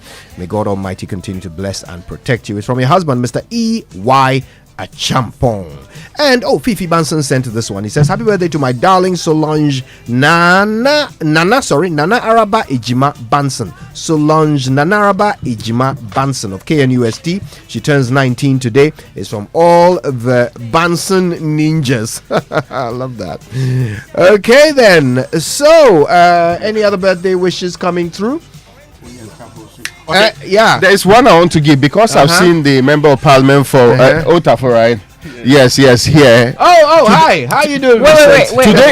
Today is Kwadwo Jan's birthday. Okay, you know Jan, right? Yes. He was some time ago. In KNUST, he was here. Was it a speaker of parliament or something like that? Yes. Today is his birthday. Yeah, okay, because you were called to the bar recently, you are mentioning that he was called to the bar 5 years ago. Please meet Mamavi's classmate. Today is also the birthday, so happy birthday to Purity Ruth, Dominion of Zenith Bank, Ghana head office. May the good Lord bless you and increase you. Okay, all right. Happy birthday to Coretta Ison Thompson, Boating Chumberima, Nana Akosia, Ambrose Kweku Ansa, Francis Daniel, and King Ohene Obing Asumening. Happy birthday. Yesterday was the birthday of my senior from Ogasco, Ambrose Cook, aka Booby. Happy birthday belatedly to you. All right, well, our friend is here. Yes, Kojo, before you move on to sports, I want to ask him, the MP, who will win the MPP primaries this Saturday. We haven't even said who we have here. Vincent. No, but Kojo, it's almost like asking if the Pope is a Catholic. So the MP for Otafor is what? Vincent Asifua. Yes, Asifua. Esquire. Asifua. Yes. So he's here now. Yes. So, and the answer to the question is, if you're asking the Pope if he's a Catholic, it's obvious. Vincent is Baumia trained, so there cannot be any other candidate that I will support. But I think that never in the history of this party have there been a near unanimity in supporting a candidate at first instance. Never. Are you sure? Oh, of course, because if you check 1998, when Kufuor was contesting, Nana Addo Dankwa Kufuor also contested. We gave John Agyekum Kufuor the support in 1998, and that was a second shot at it. In 2007, President Nana Addo Dankwa Kufuor was given the opportunity to be the torchbearer of the New Patriotic Party, and that was also his second attempt. It is only this time that you can see that the party is giving Dr. Mahmoud Bawumia that support at his first attempt to win. So what do you say to those who say that this is just incumbency influencing, delegates with money? I am part of the legislative arm of government. I have listened to arguments that some people are supporting Dr. Mahmoud Bawumia just to save their positions and what have you. So I ask, what position that am I holding? That will let me go and support Dr. Mahmoud Bawumia just to be able to support, to be able to keep it. I mean, there's nothing like that. I believe that the party believes that going into 2024, the best candidate to be able to lead this party is His Excellency Dr. Mahmoud Bawumia. Okay, so Saturday we are giving. We'll see how it all unfolds on Saturday. All the best to you, Vincent, and congratulations. Thank you so much. Being called to the bar. Thank you so much. All right, here we go. The Joy Sports Center is brought to you by MTN. Everywhere you go, Standard Chartered Bank. We're here for good. 1xBet, your reliable bookmaker. DSTV, it's your moment. And African Football League. Watch the African Football League from the 20th of October to the 11th of November on Joy Prime. African Football League, our football, Our stars, our time. Late entry, it's a happy birthday to you, Magdalene Opong, and it's coming from your husband, David Opong. But you know, as Africans, our game is different, it's electrifying, it's spiritual, it's explosive, and now it's in a league of its own. Essentially, Africans do football the African way, and that's our game, and the home of our game is the African Football League. Watch the African Football League live from now till November 11 on Joy Prime, and see the African skills, strength, speed, excitement, drama, suspense, and creativity on display. The teams for this meeting edition include Al Ali, TP Mazembe, Esperance, Yimba, Sundowns, and Wydad Casablanca. There's $14.4 million at stake. Who takes it home? Watch and listen to commentary on the African Football League, the home of the African game on the African soil, with African talent being showcased. African Football League, our football, our stars, our time. And ready to treat your callers to good tunes while you win incredible rewards and points by purchasing, renewing, copying, or gifting your favorite caller tunes. And you can win amazing prizes based on your total accumulated point. Build as many points as possible, and you can win tons of data to stay connected to the things you love. Or you can win 10,000 Ghana Cedis cash prize to splash on your favorite things. It's the perfect way to entertain your callers with music and get rewarded at the same time. So start collecting your caller tunes points today. Visit callertunes.mtn.com.gh. Caller tunes spelled CALLERTUNEZ. Or you know what to do. Just dial *1355 hash to get started on the MTN caller tunes service. This promotion is on till November 7th, 2023. Terms and conditions apply. So, my friends, imagine sitting in the stands at Anfield, cheering on Liverpool FC and joining several fans jump and scream at Mo Salah's stunning goal. Yes, this dream could come through for you because Standard Chartered wants to take you and your partner to Anfield to watch Liverpool FC play live. And it's just simple to be eligible.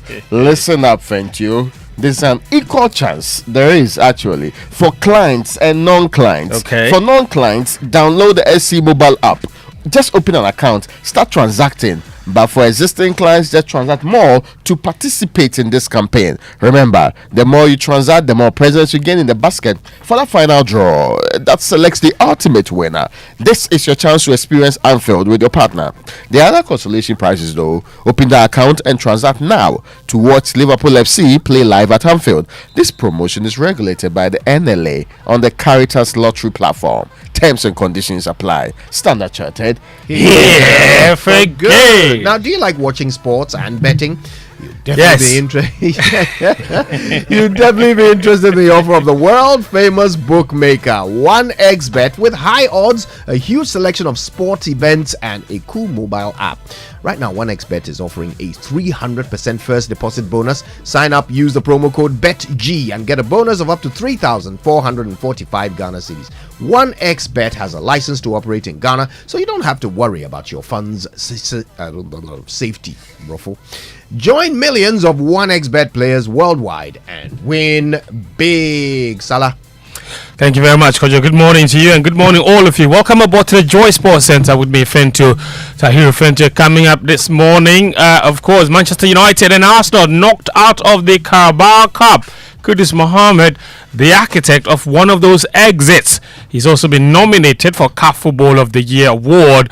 So that's all to come a little later in the bulletin. First, though, not a so good story. Ghana Premier League side Legon Cities were attacked last night by armed robbers as they made their way back to Accra after a league game against FC Samatex in Samraboy. The incident happened around 11 p.m. on the Bibiani Kumasi Highway between Nkawie and Twaso. The glass on the driver's side of the team was smashed as the robbers forced entry and took monies, mobile phones and laptops belonging to players and officials. One player, Osman Amadou, who tried to fight back, sustained injuries. Here's the club's communications director, Kwame Jumo Ajiman. Somewhere around a town called Twaso. We got in there and it appeared that there was a bit of a police barrier of a sort, because normally when you're traveling at night or at dawn, you normally come across these barriers all over some of these places. So we thought it was a situation like that. We realized that a number of cars had been stopped, so we assumed that it was something similar to that kind of thing, only to realize that these guys were bandits. A few more guys emerged from the bushes by the roadside, got all the players to come out of the bus, got us down, pointed guns at the players and officials of the team. They went into the bars, took what they want. I've given you a list of some of the things that they have taken from the team. Got in there, took what they wanted. After that, they just got back to the bushes and disappeared again. It was a harrowing sight, but thank God everyone is safe. We're back to Accra now, and we'll make the necessary report to the right authorities, and then we'll take it from there. Very unfortunate incident. Of course, they lost that game by 3-0. It's not the first time a Ghana Premier League team has been victim of armed robbery after a game, with Ashanti Gold, Asante Kotoko, and Wild Stars all having suffered similar fates in recent past. Last season, Women's Premier League team Savannah Ladies were also attacked. Let's get into more Ghana Premier League action from last night. Hearts of Oak, they secured only their second win of the season with a thrilling 3-1 win over Mediama at the Accra Sports Stadium. A first half brace from Hamza Issa added to an Apia Kubi own goal to secure the victory, but fans were surprised to see the 21-year-old substituted at half-time despite getting a brace in the first half. Well, here's head coach Martin Koopman explaining why. It was a pity that Hamza was sick in half-time. So he had a lot of problem with stomach. He must every time to the toilet. I asked, where is Hamza? Yeah, he's again on the toilet. So I must change him, but you see the qualities of Hamza. He has something from Romario. Low on the ground, turn very fast. Yeah, I like him very much. It was a pity that he must change, but all the other one did a very good job. Yeah, I like it very much, but he likes the toilet too much. That's Martin Koopman on Hamza Issa. That's now 3 goals he's scored this season. He also scored last weekend. The 21-year-old Arora's product. It's the first time the Phobians have actually scored more than 1 goal in a game this season. And their Dutch trainer didn't miss the opportunity to stick it to the fans for what he terms their lack of patience. At home, I think yes. The last game before this game was also okay, but I think sometimes it was a football show. They like to play football, and yeah, they must wait a long time. But now they see if you are patient, and we did it on the training session. It's coming back in the game, but it asks a lot of the fans, I know. But now you see what can happen in a few weeks. That's right. You see what happens when you wait, good things come. That's Martin Koopman. The Mediama head coach, Augustin Adote, meanwhile, blames a poor start to the game for their defeat. I knew before this game that it wasn't going to be easy for me, and that exactly happened. Although I didn't start the game well. 3 goals in first half, and then coming back, holding on to the 3-1 to the final whistle meant something that if I had started the game well, the results would have been this score line. So congrats to Hearts of Oak for winning the day, because this game is a revenge for Hearts of Oak, I may say. Evans Augustin Adote is head coach for Mediama Sporting Club. They are the champions. Elsewhere, Diana Stars handed Bofo Akwatano their first defeat of the season with a thumping 4-2 victory. It's a result that has now taken Yao Champions side top of the table. Bechem, they beat Olympics 2-1. Dreams FC lost 2-0 at home to Brecum Chelsea. Nations FC thumped RTU 4-0, and Karela were held to a 1-0 draw by Bibiani Gold Stars in Tamale. Later today, Accra Lions host Heart of Lions, who are still looking for their first win of the season. And in Swatreman, they can reclaim top spot with victory against visiting Kumasi Asante Kotoko. Alright, let's now take you to England, shall we? Again, either looking for Kudus, who deals with it brilliantly! What a finish from Mohamed Kudus, who gives West Ham a 2-goal cushion, and now they're in control of this Carabao Cup tie. That's absolutely superb from Kudus. Yes, Mohamed Kudus celebrated his nomination for the CAF Footballer of the Year awards by scoring a superb goal to help West Ham to a 3-0 win against Arsenal and knock the Gunners out of the Carabao Cup. The 22-year-old is nominated alongside countryman Thomas Partey, and both players must beat competition from the likes of Sadio Mane, Mohamed Salah and Victor Osimhen to be named the CAF Footballer of the Year. Here's Kudus after the game. Yeah, it was a very important victory. You know, the past week have been very difficult for us, but it was good to win and win big. You know, and also as forward players to get some goals in the net. Also, I also like to entertain the fans, so that's just what I'm here to do. You know, we don't look too far ahead, but the next game, if we can win that, then we can start maybe to look ahead and dream. Yeah, definitely. You know, from the start of the competition, we've been dreaming. You know, because winning title is part of it. So we take it one step at a time. So, that's Mohamed Kudus there, of course. And Leon Youngster, NS Nyama, he's also been nominated for the CAF Young Player of the Year award. Back to the Carabao Cup, Man United, they have also been kicked out of the competition, losing 3-0 to Newcastle at Old Trafford. It was an embarrassing defeat, and their manager, Erik ten Hag, says he takes full responsibility. We know this is not good enough, and we have to take responsibility for it. I have to take responsibility for it. We don't give the performance, so I feel sorry for the fans. But what I say, it is below our standards and we have to put it right. He says he feels sorry for the fans. Liverpool and Chelsea, they had no such troubles, cruising to the quarterfinals with comfortable victories. The Reds beat Bournemouth 2-1, and Chelsea accounted for Blackburn 2-0 with goals from Bediashile and Raheem Sterling. The quarterfinal draw will see West Ham face Liverpool, Chelsea take on Newcastle, Everton face Fulham, and Port Vale host Middlesbrough. Now, Jordan Ayew, he has signed a new contract extension with Crystal Palace, committing his future to the club until June 2025.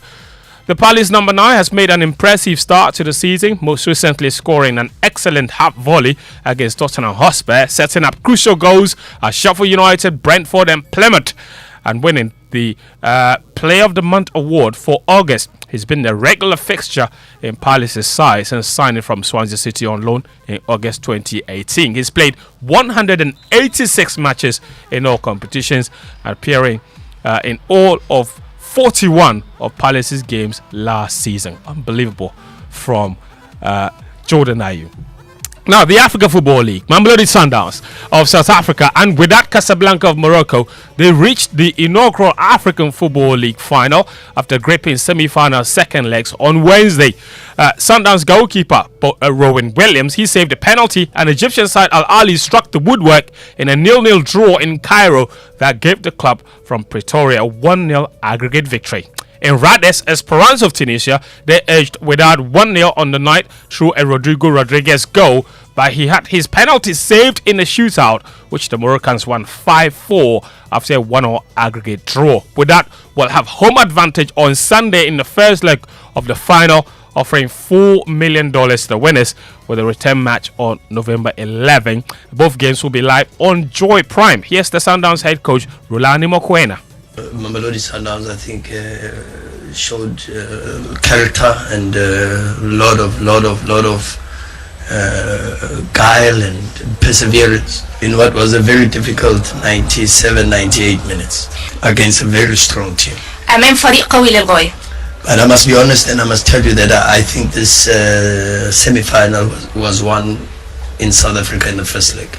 And I would like to congratulate the entire club, the players, the management of the team, but most importantly, the Mamelodi Sundowns supporters, because away from when we were at home, they pushed us over the line. That's Rulani Mokoena there. So, congratulations to Mamelodi Sundowns. They took on Wydad in the final. German champions Bayern Munich, they were stunned last night by a 96th-minute winner from 3rd Division Saarbrücken in the German Cup. They lost the game there, and it's not going too well for Thomas Tuchel and his Bavarians. So I'm not sure what exactly is going on with them. So, but trouble everywhere around Europe these days, and the fire managers everywhere as well. But that's the latest from the world of sports this morning on the Joy Sports Center. My name is Fentu Tahiru Fentu. Thanks. To you, Mamavi. No Salah. Thanks, Fence. I'm still upset you didn't go to Tumudo. Oh, I will. Upper West is my place now. Is it? Yes, it is. Thanks for sports, though. We have to quickly cross over and take Food for Thoughts with Uncle Lebo White, who joins us. Food for Thoughts is brought to you by Roverman Productions. Be the difference. Good morning, Uncle Lebo. Gorgeous, good morning. How are you doing? I'm very well. How are you? Well, I'm doing great. I missed you on Monday. Oh, yes. I was just returning from Upper West. Oh, okay. All right. The presentation was something that I thought you'd be very excited about. Oh, I'll go back and listen. Yeah. I was celebrating my mother-in-law's daughter, with whom I've been living for the past 40 years. Oh, awesome. Yeah. And this morning I'm still in the birthday celebrating mode. But before I go on, we now have a title for my next play. Okay. The title, I told Winston that if I gave him 1,000 guesses, he will not be able to guess. The title is For Girls, The Spell. Sorry? For Girls, The Spell. Hey, Uncle Lebo for girls, pa. For Girls, The Spell. Okay. You've heard of the spell that they called For Girls? I have. Okay, For Girls, The Spell. And that is my next play, the title of my next play, this time at the Bema Hall in Bema Camp. Yeah, nice. First and second weekends of December. But Mama V will give you more details later. Yes, I will. Maybe, as I said, I am still in the mood of celebrating the birthday of my mother-in-law's daughter, with whom I have been living for the past 40 years. Sorry, your mother-in-law's daughter, Florence? Yes. Ah, okay. Right. Maybe, what did you think? It didn't register. I think it didn't register the first time. So I had to think about it. Is he talking about Florence? Yes, you are. So this morning, I want to take a very light-hearted look at some of the lessons from those 40 years. Here we go. And remember, I am being light-hearted in most of these points. Lesson number 1. A man must always have answers, especially when watching a film with his woman. After 40 years of marriage, I have accepted the fact that my wife expects me to have answers to any question she has on any matter. It gets interesting when we are watching a film together. Questions like, Ebo, is that man going to kill the girl? Or what is going to happen now that they have caught the blowman? And these questions are thrown at me when we are watching a film she knows neither of us have ever watched before. Or, who is going to win the MPP primaries? And answering I don't know is always followed with, why don't you know? So now I have a formula for knowing everything. When she asks a question to which I don't know the answer, I say to her, do you want a creative answer or a factual answer? She will always go for the creative answer first. And then I will formulate the most outrageous but humorous answer I can think of. She will object to it after she is done laughing and ask, now I want to know the factual answer. And that is when I say, the truth is that I have no idea. Maybe it is all in good fun though. Lesson number 2. A woman loses the ability to fasten her brassiere and zip her blouse after marriage. My wife lived as an independent girl for 28 years before we married. During those years, she could fasten her brassiere and zip her blouse all by herself. Then we married, and almost overnight, this woman lost the ability to do these things. Now, my title at home is Chief Bra Fastener, or CBF. And you know what? I love the job because it has its French benefits and bonuses. Lesson number 3. Honesty is the best policy for the man with his woman. In other words, never lie to your woman.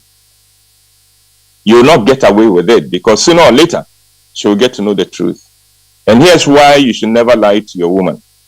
A, men are not very good liars. A good liar must be able to remember the lie he told when the issue comes up again. But men tend to forget the lie we've told. And so when the issue comes up the next time, we get exposed. B, women have WNN. It stands for Women's News Network. WNN is more effective than CNN and all the media networks in the world combined. And WNN has correspondents all over, and every woman is a correspondent of WNN. This is how it works. When a woman meets or encounters a man whose woman she knows, she feels it is her duty to call the woman or someone close to that woman to report that she has sighted her man, together with a description of whatever female company he may be keeping at the time of the sighting. So, the next time you get home and your wife asks you, where are you coming from? Take a moment to reflect on the fact that she may already have received a report from one of the correspondents of WNN before you answer. I find that honesty is the best policy for a man with his woman. It may get you into trouble for the evening, but that will be it. You will not have any ghost of a lie hunting you later. Lesson number 4. A woman can have her wardrobe overflowing to the point where she has taken over her husband's wardrobe. And yet, when there is a function or an event she needs to attend, she can say that she has nothing to wear.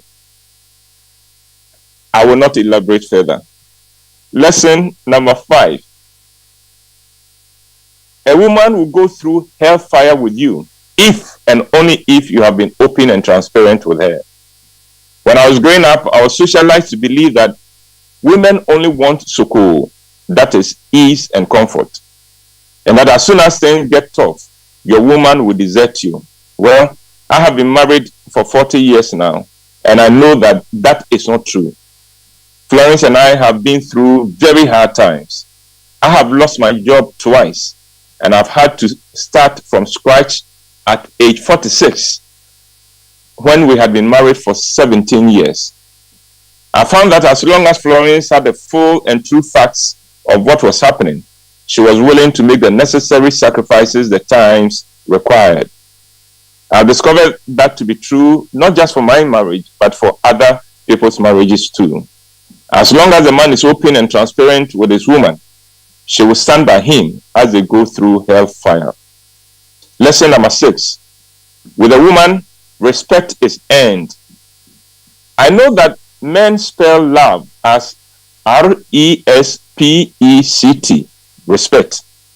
In my counseling, I get a lot of men saying their wives do not respect them. Well, I believe that when a man respects himself and respects his wife reciprocates by respecting him too. If a man respects himself enough not to snap or yell at his wife in public, it will be difficult for his wife to shout at him in public, all things being equal. Lesson number 7. A wife is born for adversity. I believe that in adversity, a man discovers his wife. You cannot know the quality of the woman you have for wife when things are rosy. It is when adversity strikes that you will know the kind of wife that you have. And finally, lesson number 8. Treat the friends of your wife with respect, and they will become your advocates. Men who forbid their wives from having friends do themselves and their wives great disservice. The truth is that a woman needs her friends. And if a man treats those friends with respect, they then become his advocates when his wife is upset with him.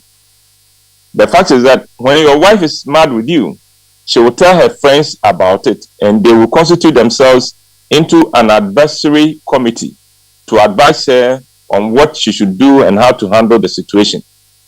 and your wife takes their counsel very seriously.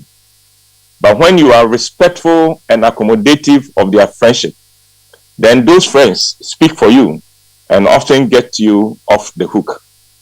So, Mama V, those are just 8 of the many lessons I have picked from 40 years of living with my mother-in-law's daughter. I hope you found them interesting, if not helpful. Absolutely. Because for your next play, for instance, I don't have a dress. I have to work on it. It is normal. Yeah. Uncle. Yes. But it's going to be mind-blowing. For girls, the spell. Hey. I hope that you won't be spoiling market though. Well, we'll see what we can do. Sometimes it pays to cause a bit of confusion, doesn't it? Yeah, but I can't wait for this one, especially when you have a new center, the Burma Hall. So yes, we will experience it for the very first time. I'll give the dates and tell you our listeners how they can get tickets so they can join us. Good. Have a fantastic day, gorgeous. I wish you same belated happy birthday to Auntie Florence. That's right. A belated happy birthday to her. Thank you so much, Uncle, for Food for Thoughts. Welcome. Bye. All right, bye, Uncle. And that's Food for Thought today, brought to us by Riverman Productions. Come make her download them for you. Cause she can pay bills, you can buy credit, you can pay school fees, even chest tights with the Apple. EcoBank Apple.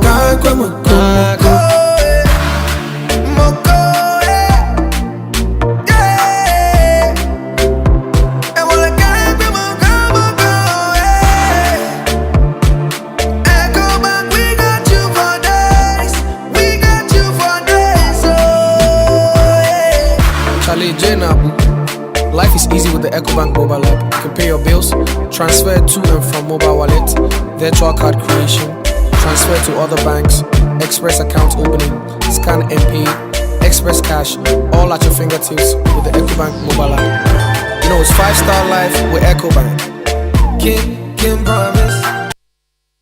It's the most action-packed breakfast show in town. The hottest music, the best giveaways, the great interviews, and all the laughter and fun you can imagine.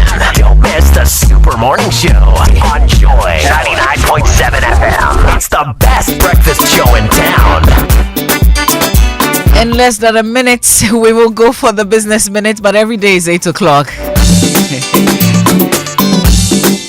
Every day is 8 o'clock. Are we doing the business minutes live?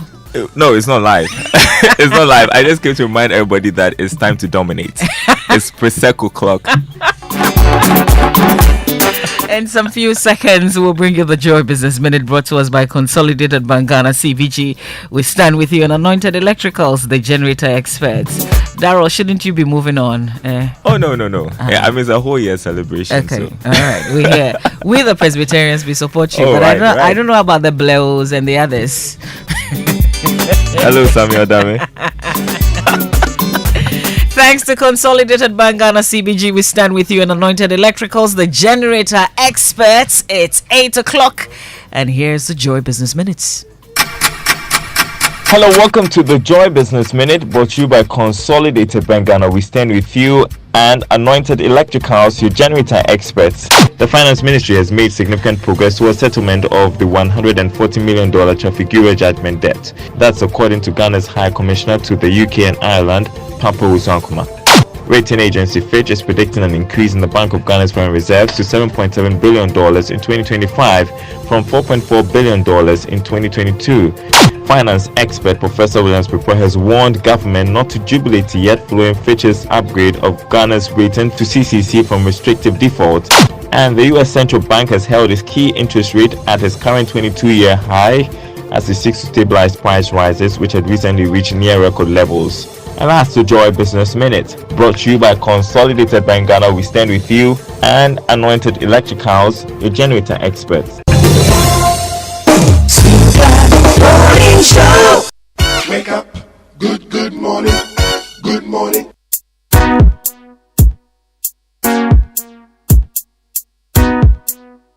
coffee in your cup, and Joy on the set. The Super Morning Show is always the best bet on Joy 99.7 FM.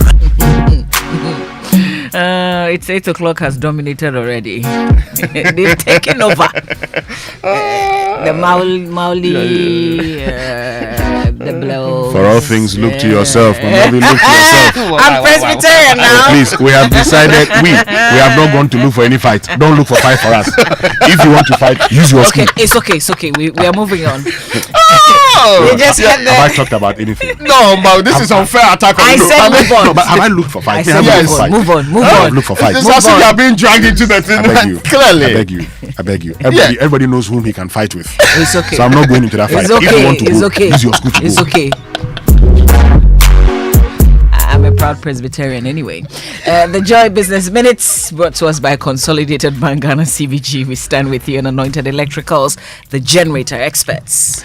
And receiving money from your family and friends abroad should never be a hassle. CBG Remittance Services is offering you a reliable, fast, and convenient way to receive funds abroad. Visit any of CBG's 114 branches nationwide to receive your Western Union, MoneyGram, Ria, Small World, Unity Link, Transfast, PayAngel, S-Remit, ATL, and Seek money transfers. Our dedicated remittance centers at our Nima, Kaswa Main, Medina Market, Apenkwa, and Spinters, that's Basket Branch, have extended service hours, closing to the public at 5 p.m. on weekdays and 2 p.m. on Saturdays. All you need is to provide a valid national ID, phone number, and money transfer reference number, and expect a smooth experience every step of the way. For inquiries, call us on 0302216000. Email us at talktous@cbg.com.gh, or visit any of our social media handles on Facebook, Instagram, and X. That's Twitter. Terms and conditions apply. CBG, we stand with you. Now, Anointed Electrical Engineering Services Limited is into the sales of ultra silent generators. This is from the 5 kVA to 2500 kVA, and they also want to take of course maintenance and repairs of all kinds of diesel generators. They also have in stock genuine spare parts of all kinds for various genuine generators. They also do what is perhaps the most important part of this: generator rentals for all your interim doings or problems. Generator rentals, you need those ones. In East Legon, you can find Anointed Electricals at the Lagos Avenue, the road that's opposite Tom Rick Hotel in Tema, on the Tema General Hospital Road at Community 9, just after the overhead, and at Odoko, where their head office is. It's at number 77 Anointed House of the Odoko Malam Road, and they also have branches across the nation. Anointed, is the generator expert. Contact us on these hotlines. The biggest one you should have in mind is 0243 480 334. 0243-480-334. Now that there is unofficial, sometimes official, sometimes unannounced doom show happening all over the place, it is in your interest to have a standby generator that does not make your neighbors angry. But it's beginning to look like there's some sharing of load going or load management going on. Unofficial, because look, unannounced. In my area, I realized that I was off on Tuesday. I thought it was the rain. Then yesterday, another side was off. Even Kumasi, I'm told they went off. So, in my case, is the peak time. You could see that's from 6 p.m. up to 10 p.m. Then just after 10 p.m., sometimes 11, then we are power restored. No, ECG What's going on? would need to explain. Oh, have we bought and paid for fully the gas? Because we said we paid 8 million, or is it? So they should be explaining to us. Yes, we said we paid 8 million down payment. Topping up on Friday. Yes, Raymond, we are topping up on Friday. Raymond, have we truly paid the amount of money that we're supposed to pay? You know my concern. Because this unofficial doom show is becoming a problem. You know my concern. You've charged me.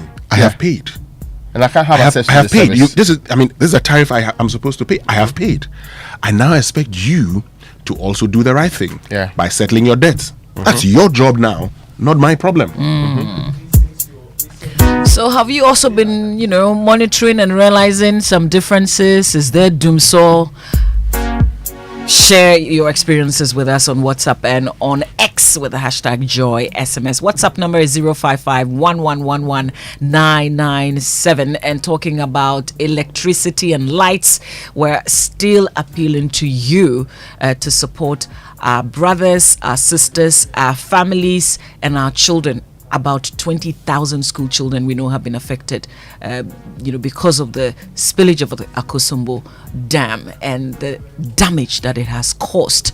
We're still appealing to you. We're receiving support, and we thank you. Yesterday, we had our friends from Teshi Presec come on the show, and also, supporting people affected and displaced because of this disaster. So please also reach out. Let's support. Let's make a difference in the lives of the about 20,000 school children who have also been affected. We're told that they don't have exercise books, they don't have pens, pencils, school items really, because they're all gone.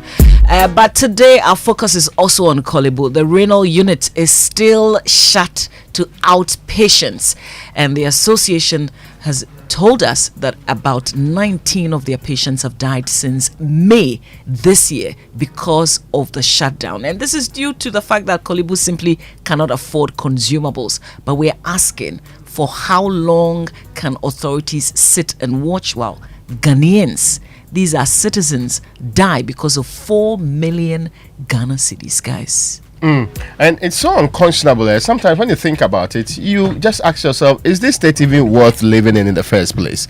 Is this Ghanaian project worth pursuing in the first place? Because we are known to spend money on very useless things. We sometimes do expenditure that's unreasonable, expenditure that nobody would like to happen. If we curtail, I'm not talking about the Auditor General's reports and whichever irregularities that comes in this particular space. If we curtail the kind of useless expenditure we do in this country, we can provide just 4 million to save lives. And let's not get it wrong, these people, they are also breadwinners in families. They are also relevant members of their families. They are people who others depend on to for whichever livelihood that they are supposed to get. In what this is 21st century. People have evolved in ways of making sure that healthcare is delivered. And I keep on giving this example that in 2020 March, the conversation in the United Kingdom was they don't understand why they will be a backward society. And what makes them backward is that people have to go to the hospital for renal care, and that they should come home, they should stay home and have their, what's the name of that machine? The dialysis machine. We in the 21st century are unable to open a center because we can't pay for the other things connected to the dialysis process. Is this a society really worth living in? Is this what our founding fathers wanted for a Ghana in the year 2023? That people will die merely because we can't buy consumables for their dialysis. How is that sensible? We just not long ago agreed as a nation, after Priscilla Asante died, that we are not going to let people die because they cannot afford this healthcare.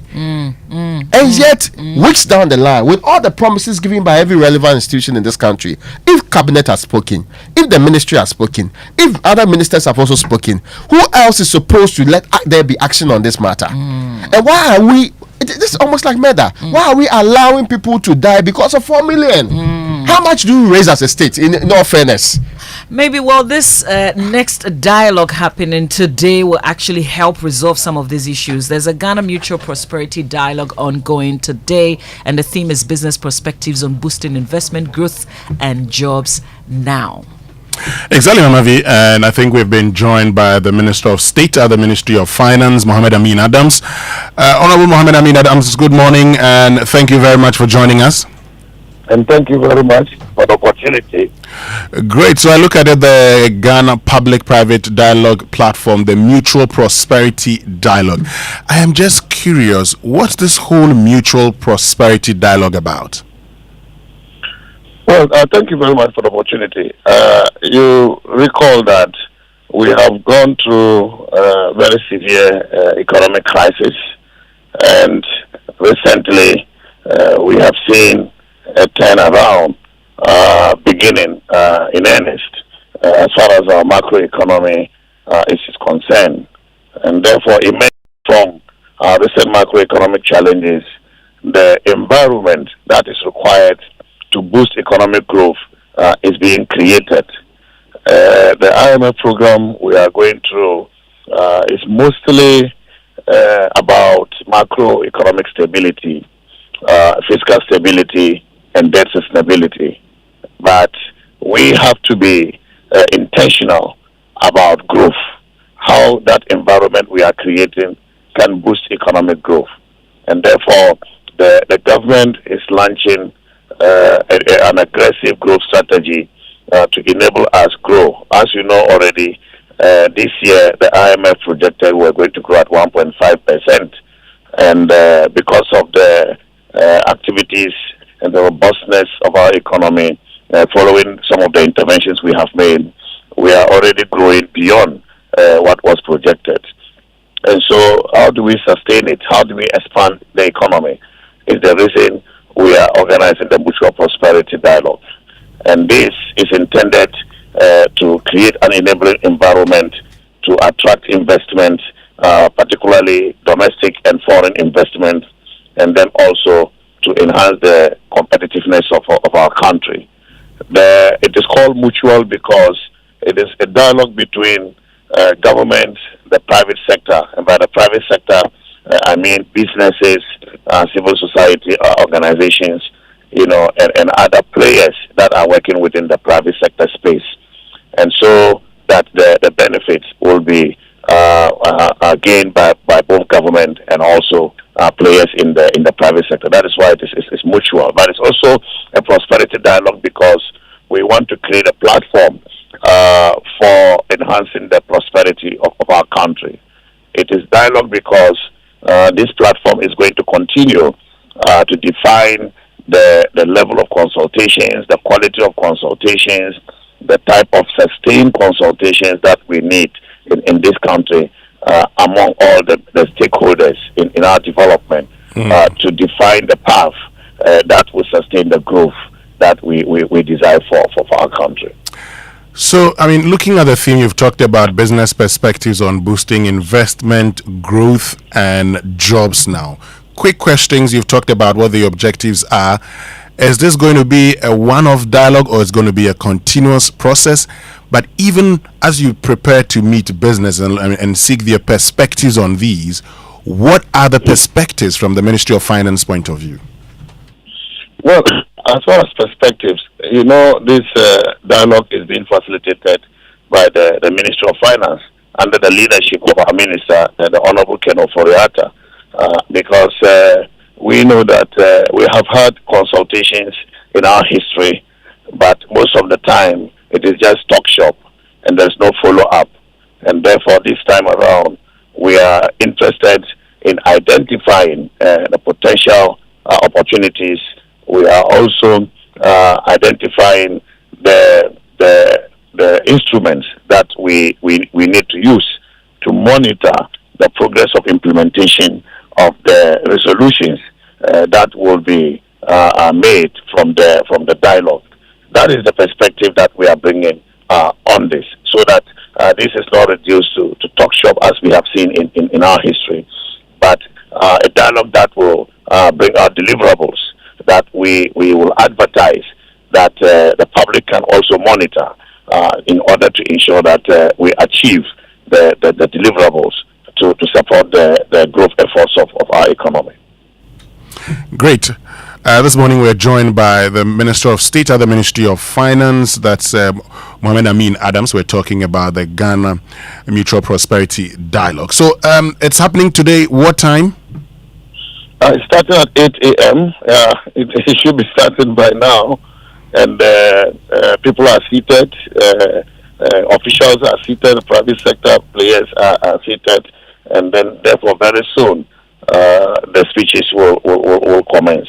But significant about this are the next steps, which I think I need to highlight.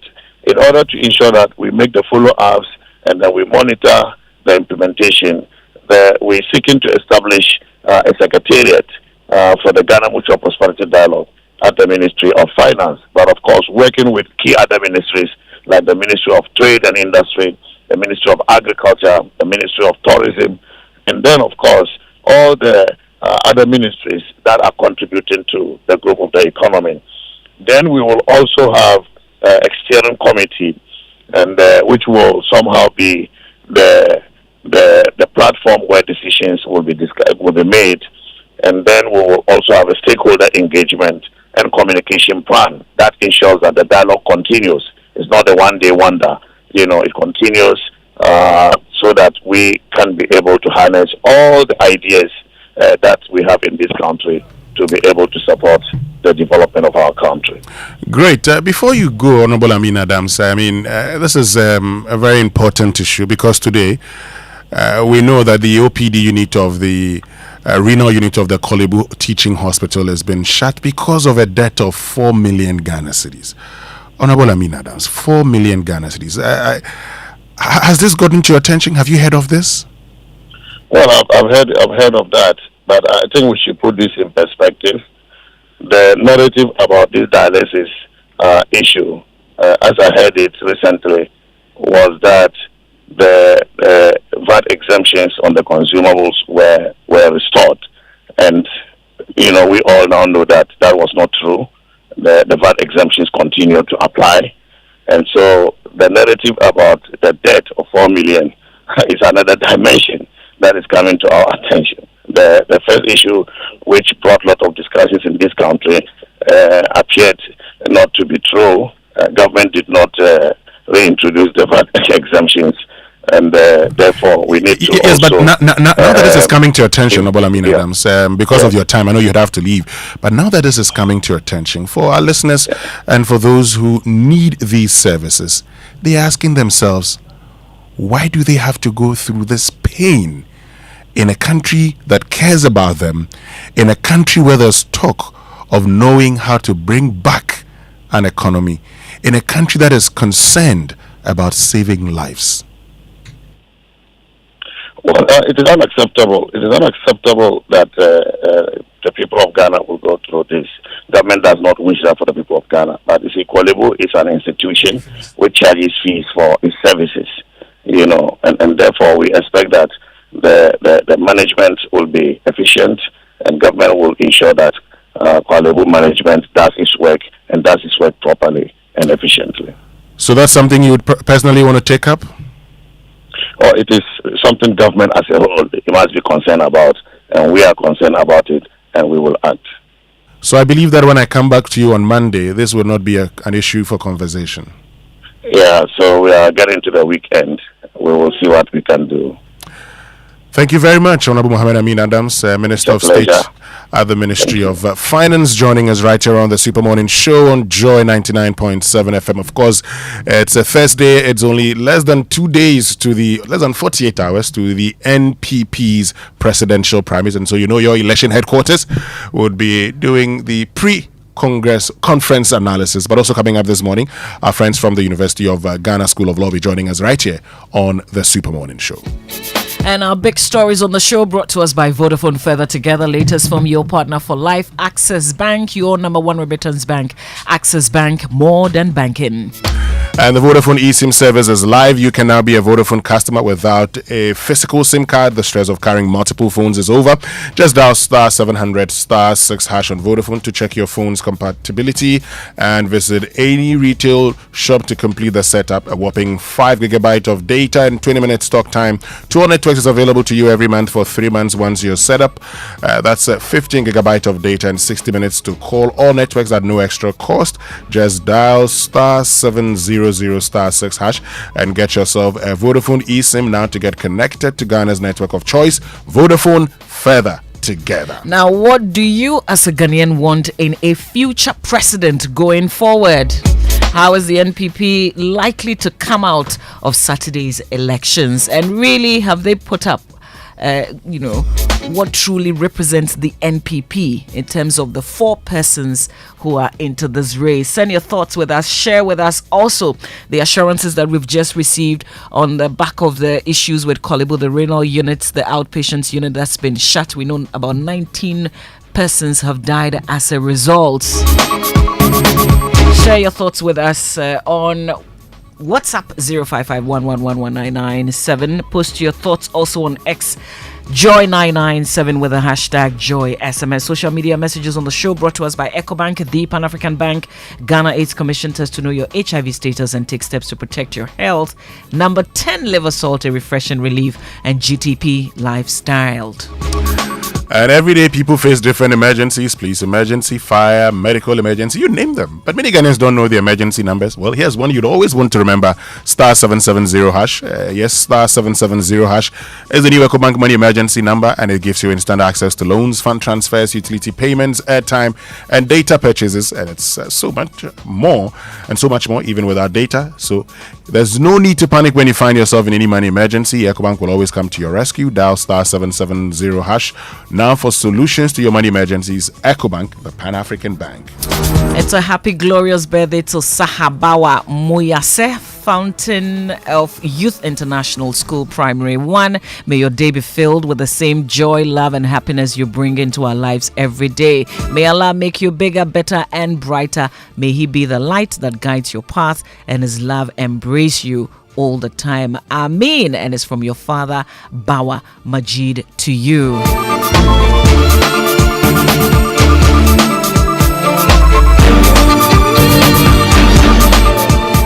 And it's a happy birthday to Mrs. Patricia Achiano, CEO Hollard Ghana. Mrs. Patricia Achiano, CEO of Hollard Ghana. It's your birthday, Mom. Enjoy it from all of us on the Super Morning Show and here at the Multimedia Group. Happy birthday to my dear brother Abdul Sataru Isaka of GT Bank Ghana Ring Road branch. As you celebrate another year of life, may Allah grant you success and fulfill all your dreams. From your sister here, the Multimedia Group. Happy birthday, Chairman. And luxury Kwesi Osei Bequing Abraham Lincoln School, Kumasi. He's 7 years today, from his parents and siblings in Kumasi, wishing him a happy birthday. So luxury Kwesi Osei Bequing, happy birthday to you today. Today's actually 2nd of November, and December is just around the corner. Christmas is coming up. Who is talking about the season? Well, we are.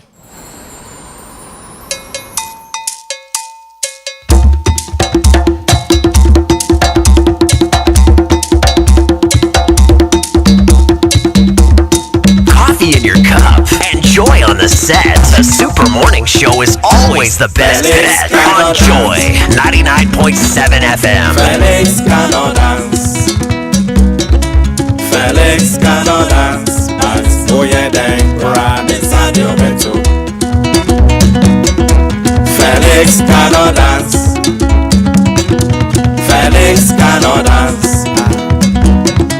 Felix cannot dance. But oh yeah, then run inside your bedroom. I wanna wish you a good morning. Good morning.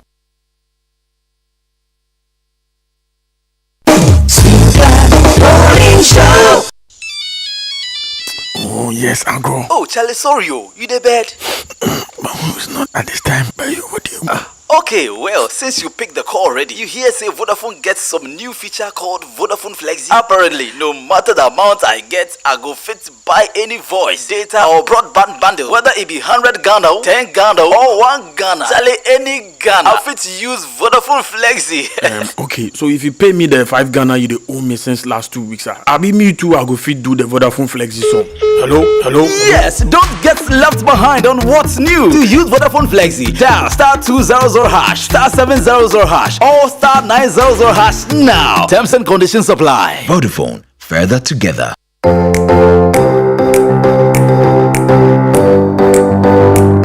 Comfort, durability, finishing, quality.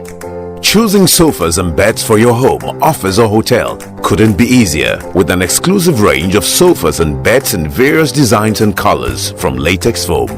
There is so much choice whatever your budget. Latex Foam, your partner for life. Some banks treat you like this. Others like this. But at Axis Bank, we treat you like this. Why settle for less when the best customer experience starts and ends at Axis Bank? We are always on call all week from Monday to Sunday to offer you the best financial advice and solutions. It's not just talk, it's about time you experience it too. Visit any Axis Bank branch today or call us toll free 0800 00 4400. Axis Bank, more than banking.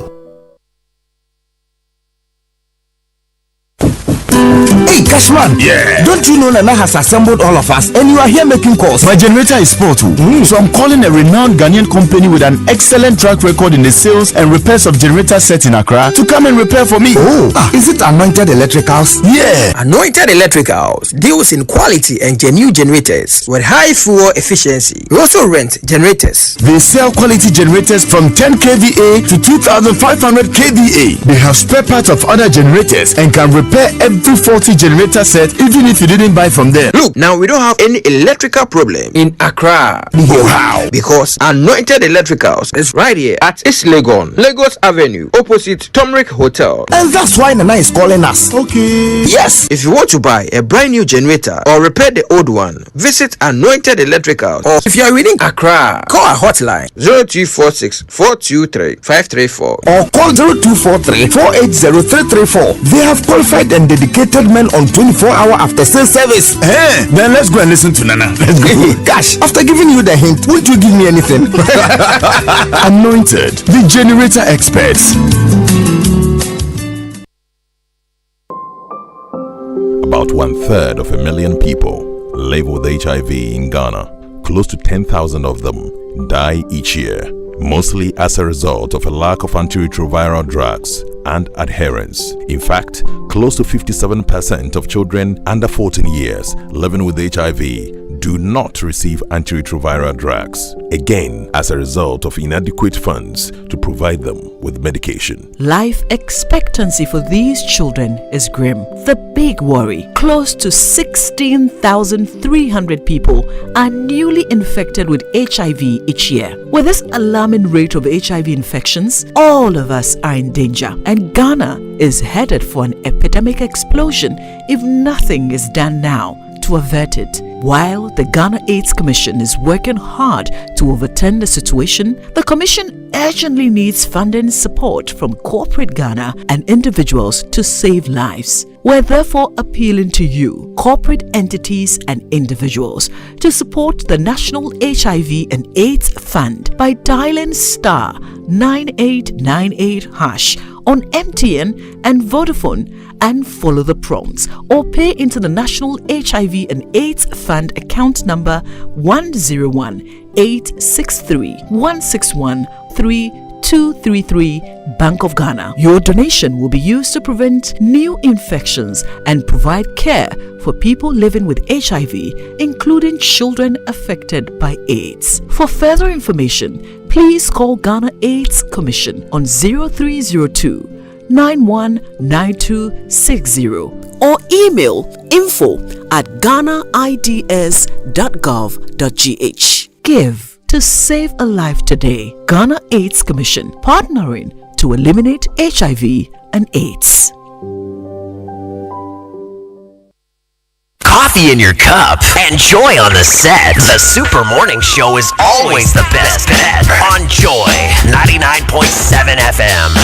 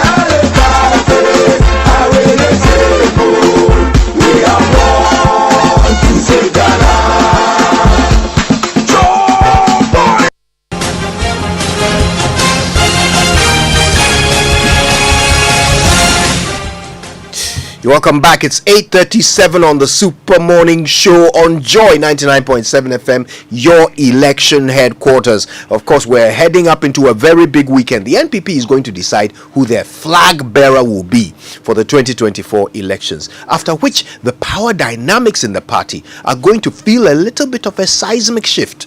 How will this reflect in the choices available to Ghanaians in the national election? How does this operation carried out by a few 100,000 people reflect on the options that Ghanaians have in terms of who their president can be following the 2024 election? Right? We're having a conversation that looks into the experiment of democracy, but also looks into the options that Ghanaians have by way of leaders. Okay, we're getting to that in just a moment, but first, CalBank and Latina Travel and Tours wishes to inform all of us in the business community that there are still limited slots on the CalBank organized business trip to Turkey. It's from the 7th until the 11th of November, so you have a little bit of time. Call Tina on 0244-260-789 to reserve a place now. Now experience the excellence and global recognition for British education. Combined with Winston and Kojo will give you evidence of the wonderful nature of British education. Combined with convenience. Now you won't give evidence. Oh, media sir. You are work in progress. You are the one, the freshest. So continue. With convenience and affordability at Lancaster University, Ghana. Expand your horizons and elevate your career prospects with a British degree delivered right to your desktop. And apply now and embark on a transformative educational journey that will shape your future. Admissions are currently open for our January intake. That's January 2024. For more information, kindly visit lancaster.edu.gh. You can also contact us via email at admissions@lancaster.edu.gh or call us at +233 0302 218989 or +233 020 960 7008. Lancaster University, Ghana, the only British university campus in West Africa. You need to underline that part. The only British university campus in the entirety of the West African coast. Great. And you know, a wise man once said, don't just make money, make a difference. And at ABSA, we believe in helping you make a difference. Through our personal loans, with an ABSA personal loan, you get up to 500,000 collateral-free loan to finance your personal projects with a flexible payment plan of up to 7 years fixed and competitive interest rates. The ABSA personal loan is just what you need to open the door to the life you deserve. So visit the nearest ABSA branch or call your personal banker to discover how to get things done. That's Africanacity. That's ABSA. Terms and conditions apply. Now, for huge discounts and free gifts, go to Electroland showrooms and authorized dealers for all of your needs in household, electrical, and electronic goods. Wherever you live, there is an Electroland showroom or a dealer's shop close to you. Just look out for Samsung, Midea, TCL, and NASCO, and if you see those signs, you're assured of the end of your search. For further information, call 0503-159-739 or just go to electrolandgh.com. Electroland, home of luxury and affordable electronics. Okay, so let's get into this conversation. All right. Now, it was Professor Ninson who said, and I quote, "Personalism, parochialism, individualism, and sectionalism have manifested themselves in party constellations. The elite's interest has dominated and shaped politics. Since independence, the governing elite have been self-centered. The only common denominator of the political elite had been to capture political power to promote their personal aggrandizement. Elections are therefore a period to manipulate the mass poor to achieve their hidden agenda.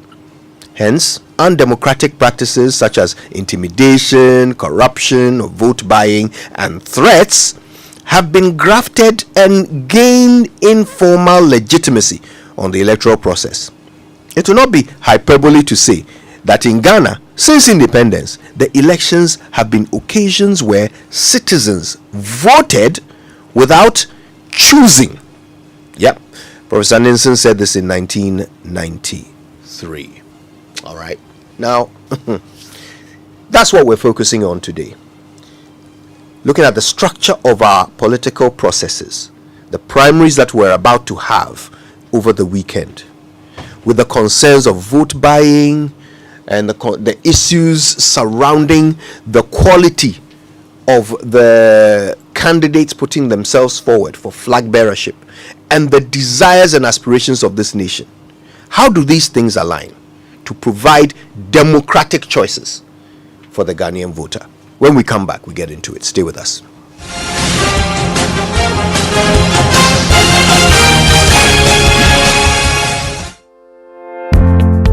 Are you hoping to start university this January? If you want a British degree from a world-class university at a fraction of the cost, then join Lancaster University Ghana right here in Accra. With a diverse student community, vibrant campus life, and 50% scholarship to support your study, Lancaster University Ghana provides you with a world-class education that creates endless possibilities globally. Don't miss this once-in-a-lifetime opportunity. Apply to join Lancaster University Ghana, where learners become leaders. Admissions are currently open for our January 2024 intake. Apply now for our foundation program. For more information, contact us on +233 030 221 8989 or send an email to admissions@lancaster.edu.gh. Lancaster University Ghana, the only British university campus in West Africa.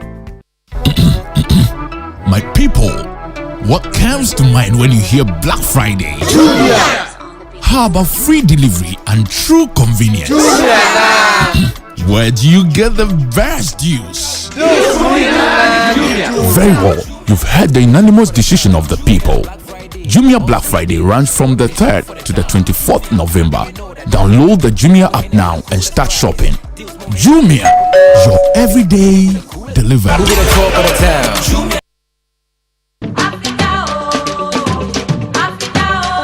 Prepare for an exhilarating experience at the main fair of the 2023 EcoBank Joy News Habitat Fair. Join us at the Accra International Conference Center from Thursday, November 23rd to Sunday, November 26th, 2023. Doors will be open from 8 a.m. to 6 p.m. each day to welcome you. This year, we are diving into the theme of home ownership, exploring the nuances between affordability, comfort, and luxury. Whether you're embarking on your home ownership journey or looking for upgrades, this fair is your destination. For all things housing, encounter a comprehensive assembly of stakeholders from Ghana's housing and construction sectors. Engage the experts across the spectrum of home creation and enhancement. The EcoBank Joy News Habitat Fair is in partnership with EcoBank, the Pan-African Bank, and powered by the Planned City Extension Project from Cities and Habitats. Rent to own. And sponsored by Elegant Homes and General Constructions Limited, where quality meets value. Global Lighting, your solution to quality lighting. Syntex Tank, Air Strong, Air Tough. Springfield Estates, where dreams are built. Virtual Security, complete security solution. DBS, your roof experts. Virtual InfoSec Africa, security solutions by design. Saint Gobain, making the world a better plan. Clifton Homes, beautiful homes, wise investments. The Kissington Heights, Airport City, Kumasi, by HDG Homes Limited.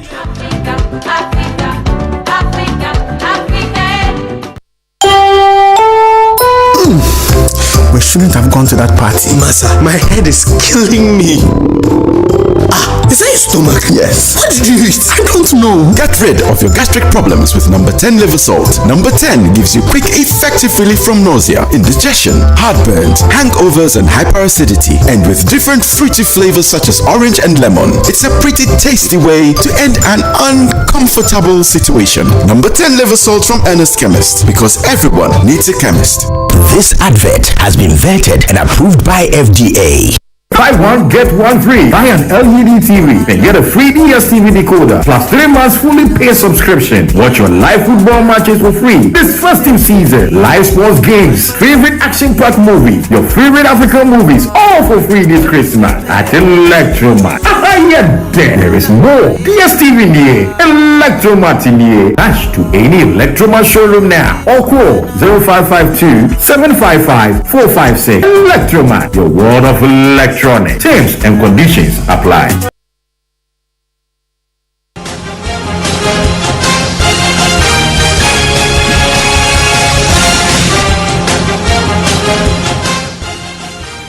Welcome back. It's the Super Morning Show on Joy 99.7 FM. It's the CIMG radio program of the year, and it's because we have the conversations that matter to you. Okay? At some point, we're going to have to choose a president. The NPP is going to give us their best option for who that president should be. But is it their best foot that they are putting forward? They have 4 candidates vying for this position. We'll do an assessment of these 4 candidates and see whether indeed among them are the qualities that the average Ghanaian needs to see in the next president. All right? So let's get started. I mean, we know who will be on the ballot this weekend, right? The Vice President, Dr. Mahmoud Bawumia, will be there. Kennedy Agyapong will be there. Adai Nimo will be there. And of course, the former Agric Minister, Dr. Owusu-Efriye Akoto, will be on the ballot. These are the 4 that the NPP has to choose from. Let's go through them, right? And try and figure out what it is that they bring that makes them either a good option for president or a not so good option for president. Could you, before we get into even the argument, because you asked the question whether these are the best within the NPP and what they bring and all of that, I want to make a point. Today, if I ask you, what does Francis Adainimo stand for? Would you be able to tell me? If I were to ask you, Raymond, what Kennedy Agyapong stands for, beyond the talk about PhD, what does he stand for? Would you be able to tell me? It's a very brilliant point you have introduced. First and foremost, the understanding is that a political party seeking to elect among its code will choose a man they believe strongly would improve their chances. That's the first thing that they consider. Yeah. Because it's annexing political power is the ultimate aim of every political party, no matter what they sell you. Because without the political power, the ability to implement and put forward a vision that will develop the country will not work out. So, first, all of these people will have to present a certain blueprint to their parties with the simple conclusion that this blueprint will lead to the winning of political power. So when you hear people say that, oh, no, this is an internal election. See, listen elsewhere. If you listen to how they campaign in the UK and the US, they are doing internal elections. Yeah. But the issues, 80% of them, are purely on national issues. Because they are telling the people that when it comes to greening the environment, when it comes to climate change, this is what I think. When it comes to the economy, when it comes to immigration, I'm talking about the US, the issues that are panel. In the Republic of Ghana, we would have gotten to know when it comes to, for example, we know that all these 4, we know, we take for granted that all these 4 are center-right people. First and foremost. Do those things even apply in Ghana? They do. Ideology. They do, because it makes no sense if you identify as a grouping, you join the international unions that are in the same grouping, and yet you do not apply. Because the theory is that I am voting based on your principles that you put forward. Now, and of course, the other factors that people vote for too. Now, let's extend that. I mean, do they apply? So I agree with you that they matter, but do they apply? Yes. In practicality, do political parties apply their ideology in their governance. See the very expressions of Dankwa that has become the foundation of the NPP today. The conversations they have about property owning democracy, and you see that they reference it all the time. Even if you take the NPP manifesto, check the headings, that's straightforward, puts it in proper perspective. So if they do not implement it, at least they put it in their manifesto to say that social contract that they give you and I, they put it in there. By now, we'd have gotten to know that even though we are all center-right people, basically, when it comes to healthcare, this is how I believe it's founded. When it comes to, because they are all sharing ideas for the best to be chosen. When it comes to the economy, this is how I think it should be positioned. I will not lie to you. I've not heard enough of that. Okay. I've not, because I've heard snippets. In fact, when Chairman was first in the run, the first time I heard somebody lay out a clear plan from GTP as if he knew that he was going to step out. So let me continue with the point I was trying to make. And that's why I say, today, do the NPP delegates have the right, do they have all the information they need in order to choose the right person? And you can, expand this even to our politics. Because in internal party primaries, all you hear is, vote when I come, I'll do this for the party. When I come, I'll do that for the party. You don't act, and that's the beginning of our problem. One of the things we don't realize as a people is the beginning of our problems in this country is political party internal elections. Because the man is preparing the minds for the people to come and fleece on the state, to come and fleece the state. He starts by saying, when I come, I'll set up a business for the party. When I come, I'll do this for the party. Somebody says, when I come, I will pay, a party executive. All you're doing is to prepare the minds of the people to believe that once you are in power, you must feed on the state. And that's a very bad thinking. So, look, if we're really concerned about our democracy, if we really wanted to deepen our democracy, we would have been organizing debates for these people. People would actually fall off when the first debate is done. That's true. Because they would have known that they never performed. Yeah. So they won't come back tomorrow. After the debates, we'll have a poll. I know somebody would suggest, but you are going to bring the American system. It's actually a way of checking yourself. The polls will tell you that you don't make any sense. So step aside. Don't continue. That's how you run you run a party and an election. But today, the NPP is going to choose who they believe, whether that person can pay, whether they believe that person can win the next election, or whether they believe that person comes from the right ethnic group or right tribe in this country. These are the things that will be influencing. And so, because if you're looking at the economy today, and you're saying, I want to determine who becomes the next flag bearer of the NPP, you must ask the question, what is it that you will do to turn the economy around? Because we have led the economy to the IMF, contrary to what we said. What is it that you're going to tell Ghanaians that would convince Ghanaians that the party be maintained in office in order to break the 8? That is not what you hear today. What you hear today is, for instance, wholesale statements. I'll make agric, the base of our economy. That's something we have heard when we were growing up. Gadgesberg said it. And let me say this. Let me say this. If the NPP and if political parties in Ghana were organizing internal primary debates, they would have realized, for instance, that a lot of the things the NPP was talking about in the past, a lot of the things the NPP talked about in the past, may not probably have been Akufo-Addo's vision. May not have been Akufo-Addo's vision. And so it's always important to ask the man what he thinks. And that is what the internal primary debates would bring out. He would articulate his own beliefs. But once the elections are done, the party will take a position on a few things. And so you can then say, okay, this is a party position. But that notwithstanding, the man who's going to lead it, if the man doesn't believe in it, he would not implement it. He will a country that puts a lot of power in the hands of the president. He may not implement it. It is absolutely important to get to know what the president thinks about basically every issue. Yes. But isn't it surprising that of all the parties that would avoid intellectual discussions being the fundamental basis for choosing leaders, it would be the NPP that would avoid it? Looking at the pedigree that they always claim, right, to be the party of the intellectual, the professional, the learned, the widely exposed. Why would that party be the one that is interested in removing all intellectual debate and leave it to things like ethnicity.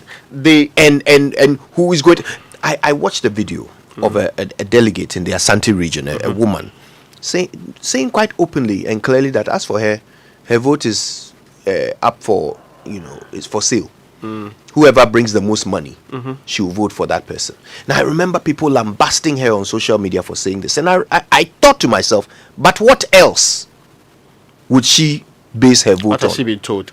No, what else would she base it on? What information does she have that will help her decide that, okay, actually, out of these 4, this one will do a better job than that when it comes to my needs, which are maybe healthcare. Or when it comes to education of my grandchildren, this one has a better plan than that one. What information does she have? So, before you come in, quickly on that point. Again, another flaw in our democracy is that the people do not know they are delegates. A delegate is somebody with a mandate given by a grouping to represent them. So the woman says, I would sell the mandate given me. That mandate is not a personal property. It's a group of people that she's representing. I will sell that, get money. I hope you get what I'm trying. Yeah. That means you are misappropriating that responsibility that you've been given. But they don't see themselves as such. They see themselves as people who represent themselves and not the grouping that they are supposed to represent. Because out of the millions of people in this country, or 4 million people who voted for the NPP, for example, more than that, almost more than 4 million. 6 million. A few of you have been chosen to less than a million anyway. Yes, delegated with a mandate to select on behalf of the 6 million, so that we now convince the 13 million more in the country to vote for the NPP. I hope you get the point. How is it possible that your biggest consideration is what comes directly into your pocket? You are no different from that government official who believes that serving himself is more important than looking after the entire nation. Raymond, so having said that, because Kojo asked, what do they stand for and who's the best? And so today, if you ask me, what do these people represent? I don't know.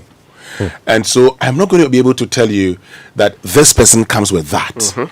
This person comes with that. Because we have reduced our internal politics, internal elections to who can help who within the party and not who can transform the nation. And so based on that, maybe you can come in before I go ahead to do the assessment of the candidates, because as I stand here, if you ask me, what do these ones stand for? What do they stand for? I have just told you. You've had wholesale statements, broad statements. They've not been narrowed down to actually say, this is the thinking of this person, this is the thinking of that person, and so you can actually hold him accountable to this or that. And so that's it with the persons. And then let me just also make this point before Raymond comes in. If you ask me, again, are these the right persons within the NPP? I say, I don't know, because they haven't spoken. When they have gone around to speak to the delegates, sometimes in camera, the only things they have said is the fact that I have sacrificed for the party. The only things they have said is the fact that I'm the best. I've paid my dues, is that I'm the best person for the party. The only thing they have said is that, apart from just saying I am the one who can win you the election, without necessarily telling the people what they can do to win the election, and whether it's their parties that are going to win the elections. And so I don't know if these are the best persons within the NPP, because the thing is, they have not had the opportunity, or they've not taken advantage of the chance given them to tell people what they are made of and what it is that they can do. Now, after the global financial crisis, see what happened in US and the UK. In the UK, a candidate like Boris Johnson came up. That movement for Brexit got its strongest support ever. And it happened finally. Boris Johnson emerged. In the US, the kind of Donald Trump also came out. What happened then? Even though they held very serious debate about who should do what, the system did not guarantee that the finest of the ideas became the final end. So even with established democracies, it can fail in sieving out very substandard candidates who ride on emotions and other things to actually get the very best out of it. That is why in countries like Ghana, where the debate is not the normal recourse that we all take, it is important extra effort is put into it. at least we'll get to know, even if they do not do it, what we can hold the people to in terms of ideological leaning, in terms of the vision for the country, in terms of the direction they want to take us. Because we are just coming out of a major crisis. And you don't hear them even discuss that. No. You do not hear them say that, see, government itself has a post-COVID economic recovery program. I believe that 20% of the post-COVID economic program should be changed and should be done this way. It should be improved this way so that you, the party person, your life will be secured. So that this is what we will do to healthcare and all of that. That conversation never happens. If you see, watch any of the videos that they do to when they meet the delegates in any part of the country. Oh, this guy, people have spent money. They are leaving you out of the spending of the money. So vote for me. When I come, you also spend some. Yeah. That's the conversation they're having. And the other group will say that, oh, some people, they are pretending they have not gotten money, but we made them. It's our government that made them. With our government, they were nothing. And they have been better beneficiaries. So who has taken the largest of the state is the conversation. Almost as if Ghana is up for sale. And there are bidding happening. Yes, to be. And you know what? You can trace some of this back to our own educational system. We teach people how to pass exams. So our leaders are oriented on how to win elections, not how to do the job. Just how to win the election. So they look at the audience in front of them, and they say what they believe that audience and that audience alone wants to hear. And in fact, they narrow it from rally venue to rally venue. That is how narrow their focus is. None of them is actually thinking of putting out a message that is broad enough that will appeal to every single person, not just the people sitting in front of them. They are only interested in winning the election in front of them. So that should make you wonder, when they put themselves up for your vote at the national level, even if you don't belong to their party, you're not a delegate in their party, when they put themselves up for the national vote, you have to ask yourself, this thing that this man is telling me, how much of it does he mean? And how much of it is he saying to pass the exam? Right? These four people, as they've been going around the country, what have they actually been saying? What have they actually been saying about what kind of president they will be? What kind of president will Adainimu be? What kind of president will Kennedy Agyapong be? What kind of president will Mahmoud Bawumia be? Or Wata? What kind of president? That hasn't come up. No. It hasn't come up yet. In a race to be presidential candidate. It's troubling. It's troubling. So what are they talking about? I mean, perhaps the problem we have also built into a structure is that I think there's a general thinking that our people are stupid. Yeah. That you need to devise messages that only go to their personal benefits before they can understand you. I hope you get my point. So sometimes you speak to this politician and say, oh, now this you can talk about them, but nobody will believe us. Unless we devise some kind of message which only appeals to their personal interest, that's when they will actually believe us. But we know that's not the reality. Is that not the reality, though? I actually don't think that's the reality. Have the delegates not giving them that impression? The theory of rent seeking is making you permanently believe that your role is subjudicated. You're only supposed to be interested in your private gain. But they forget that my private gain includes that of family, that of spouse, that of responsibility, that of all the other people that are connected to me. Winston, if there's proper health care, the family members that call you to give them money to go to the hospital, it will cease. You know that, right? Of course. They won't call you again, yeah. We all know that. If there's proper education system, nobody will be asking for extra money to go and pay whatever thing they are paying in schools to do that kind of thing. That difficulty ought to be fixed one way or the other. But we are so short-sighted, and we have believed that, and it's not even the largest they say generally, right? So now they believe that I'm coming to buy votes for the collective good. So I don't need to tell you much. I need to tell you I pay this amount of money to this guy and that guy before. So I can pay 20,000 to you, Kojo, and I pay you to vote for me. When I get you to vote for me, the future will be that I'll continuously pay you, or I'll pay you enough that I don't need to guarantee further payment going into the future. We have to admit as a point that this is become a Trojan horse of a democracy. And it's been at the core a money-centric one. And if we don't divorce ourselves from it, first by having conversations like this, that forces people to now come to the table with a different agenda. Okay, well, so we don't know what they stand for, but we know where they came from. So when we come back, we will do some analysis of the pedigree that each of these 4 candidates brings to the NPP primaries after this.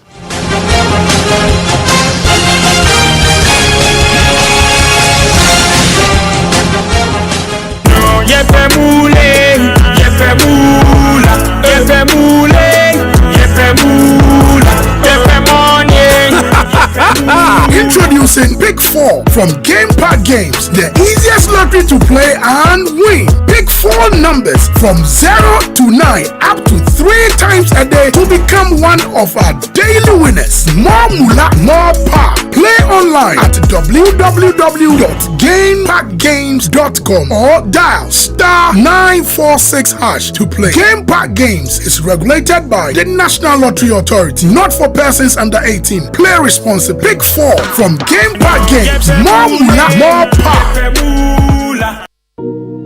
Are you tired of struggling with bad financial situations? At Quick Credit, we understand the difficulties that come with transitioning to a better one. That's why we're here to simplify the process for you. With loan facilities of 1,000 cedis and upwards, all you have to do is call and we will take care of the rest. All you need is your national ID, no savings, no collateral, no susu, no deposits, and no account opening required. Quick Credit has you covered. Whether you're expanding a business, starting a new one, facing an emergency like school fees or funeral expenses, or even just in need of a salary loan. Call Quick Credit today, 0302 200 390 or 059 692 0833. We do not give loans via the internet. Quick Credit is regulated and licensed by the Bank of Ghana. Terms and conditions apply. Quick Credit. Lending made simple.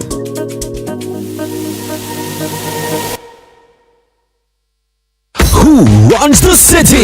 It's back, it's bigger, it's better. The first National Bank Accra Marathon from Nugua to Dansoman. Get your running shoes ready and join the race of a lifetime. Saturday, 11 November 2023. Let's run the 42.2 kilometer full marathon or the 10 kilometer junior and corporate fun runs to determine who runs the city. It's the first National Bank Accra Marathon. Who will triumph? To register, dial *365*807# and follow the prompts or call 0505-525-535. You can also visit accramarathon.com or any First National Bank branch to register. The First National Bank Accra Marathon is organized by Dansoman Keep Fit Club and brought to you by First National Bank, supported by Belacqua, Yango, Pollard Insurance, Media Partners, Multimedia Group and Graphic Communications Group.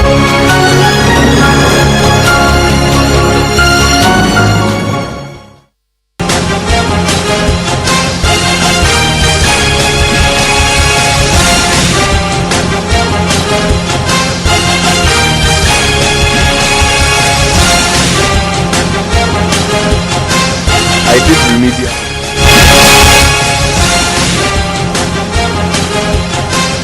You're welcome back. It's 9:09 on the Super Morning Show, and today is our Political Thursday. We're having a conversation in the run-up to this weekend's presidential primaries for the NPP. All right, they're going to choose who their presidential candidate is going to be.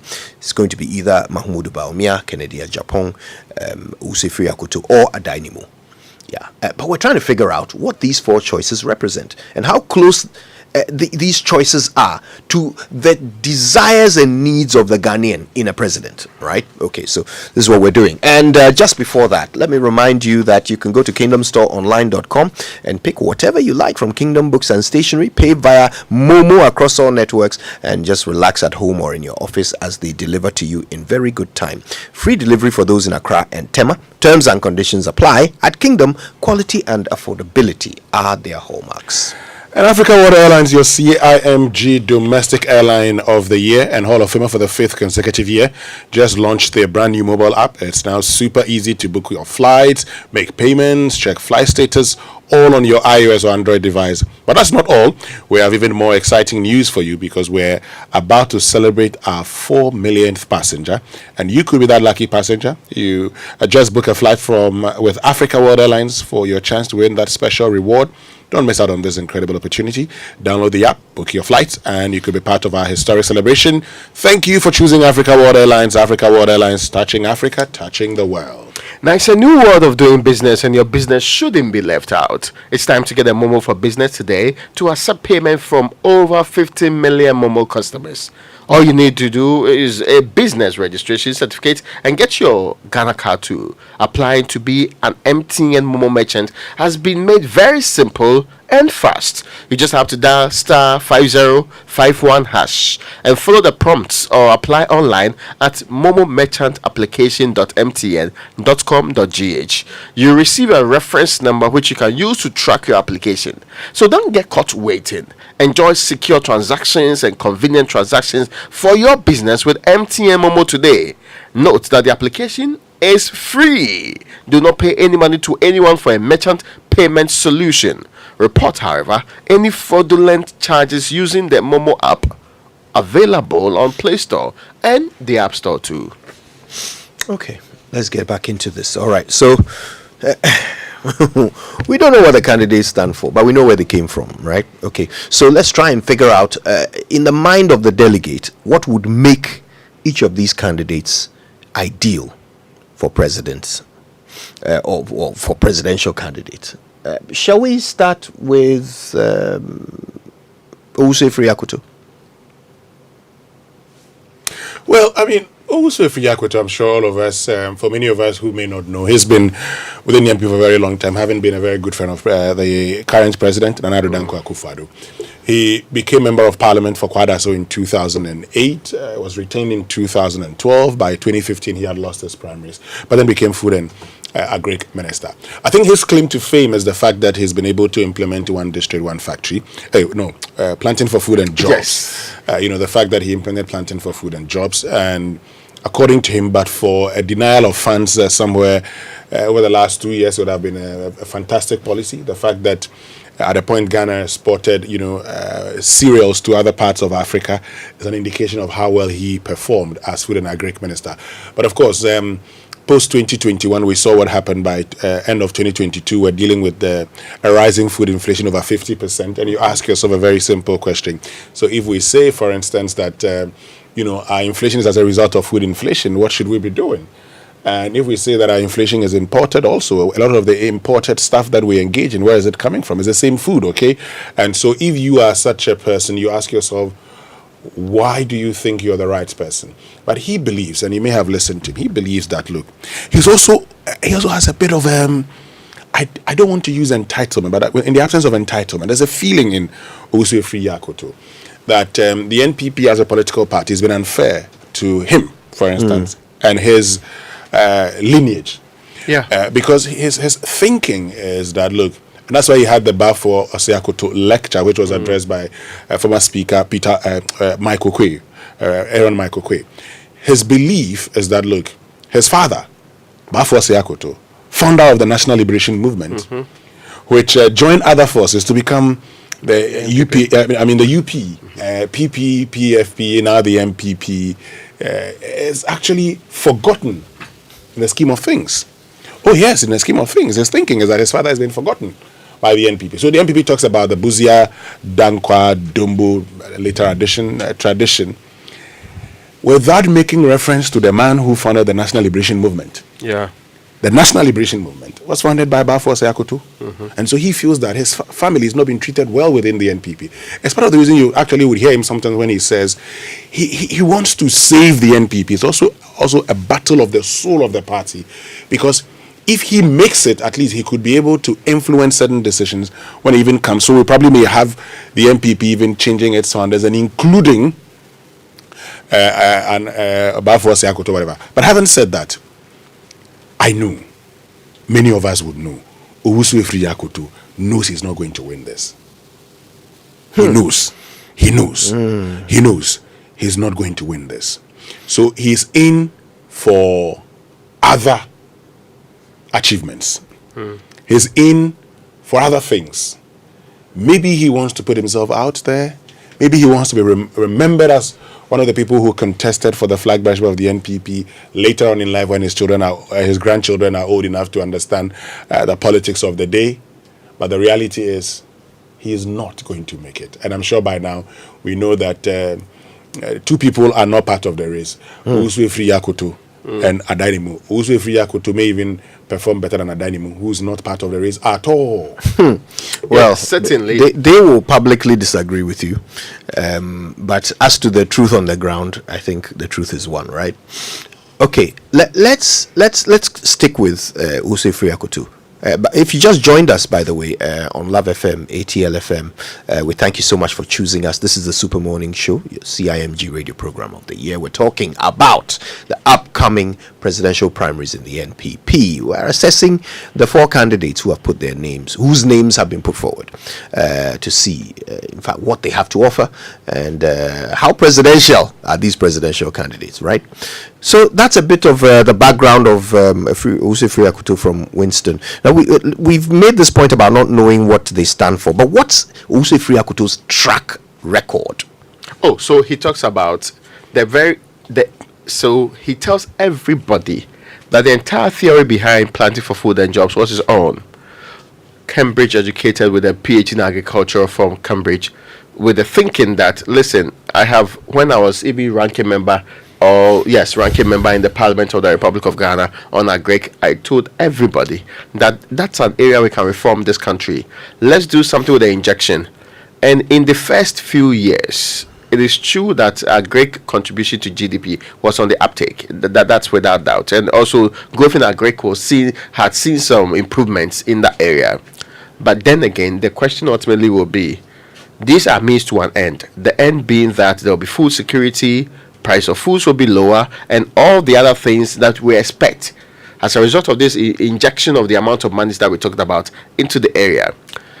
We didn't see that subsequently. Even before he left office, he had to go to markets, to farms to go and get is it plantain and plantain? Yes, back to Accra to come and sell, to show proof that we have the products. They're just in the farms, and transportation is a problem. So he consistently talks about what he did with the Planting for Food and Jobs. And we can give it to him on one hand. For the first time in a long while, we had spent quality time focusing on Agric. We are pushing enough amount of money with the hope that we can get some benefits from it. Recently they launched the second phase of the Planting for Food and Jobs. So that can be credited to him. What we didn't see, and he blames the lack of funds or the lack of release or people not buying into how big the Agric project is and how it can be explored.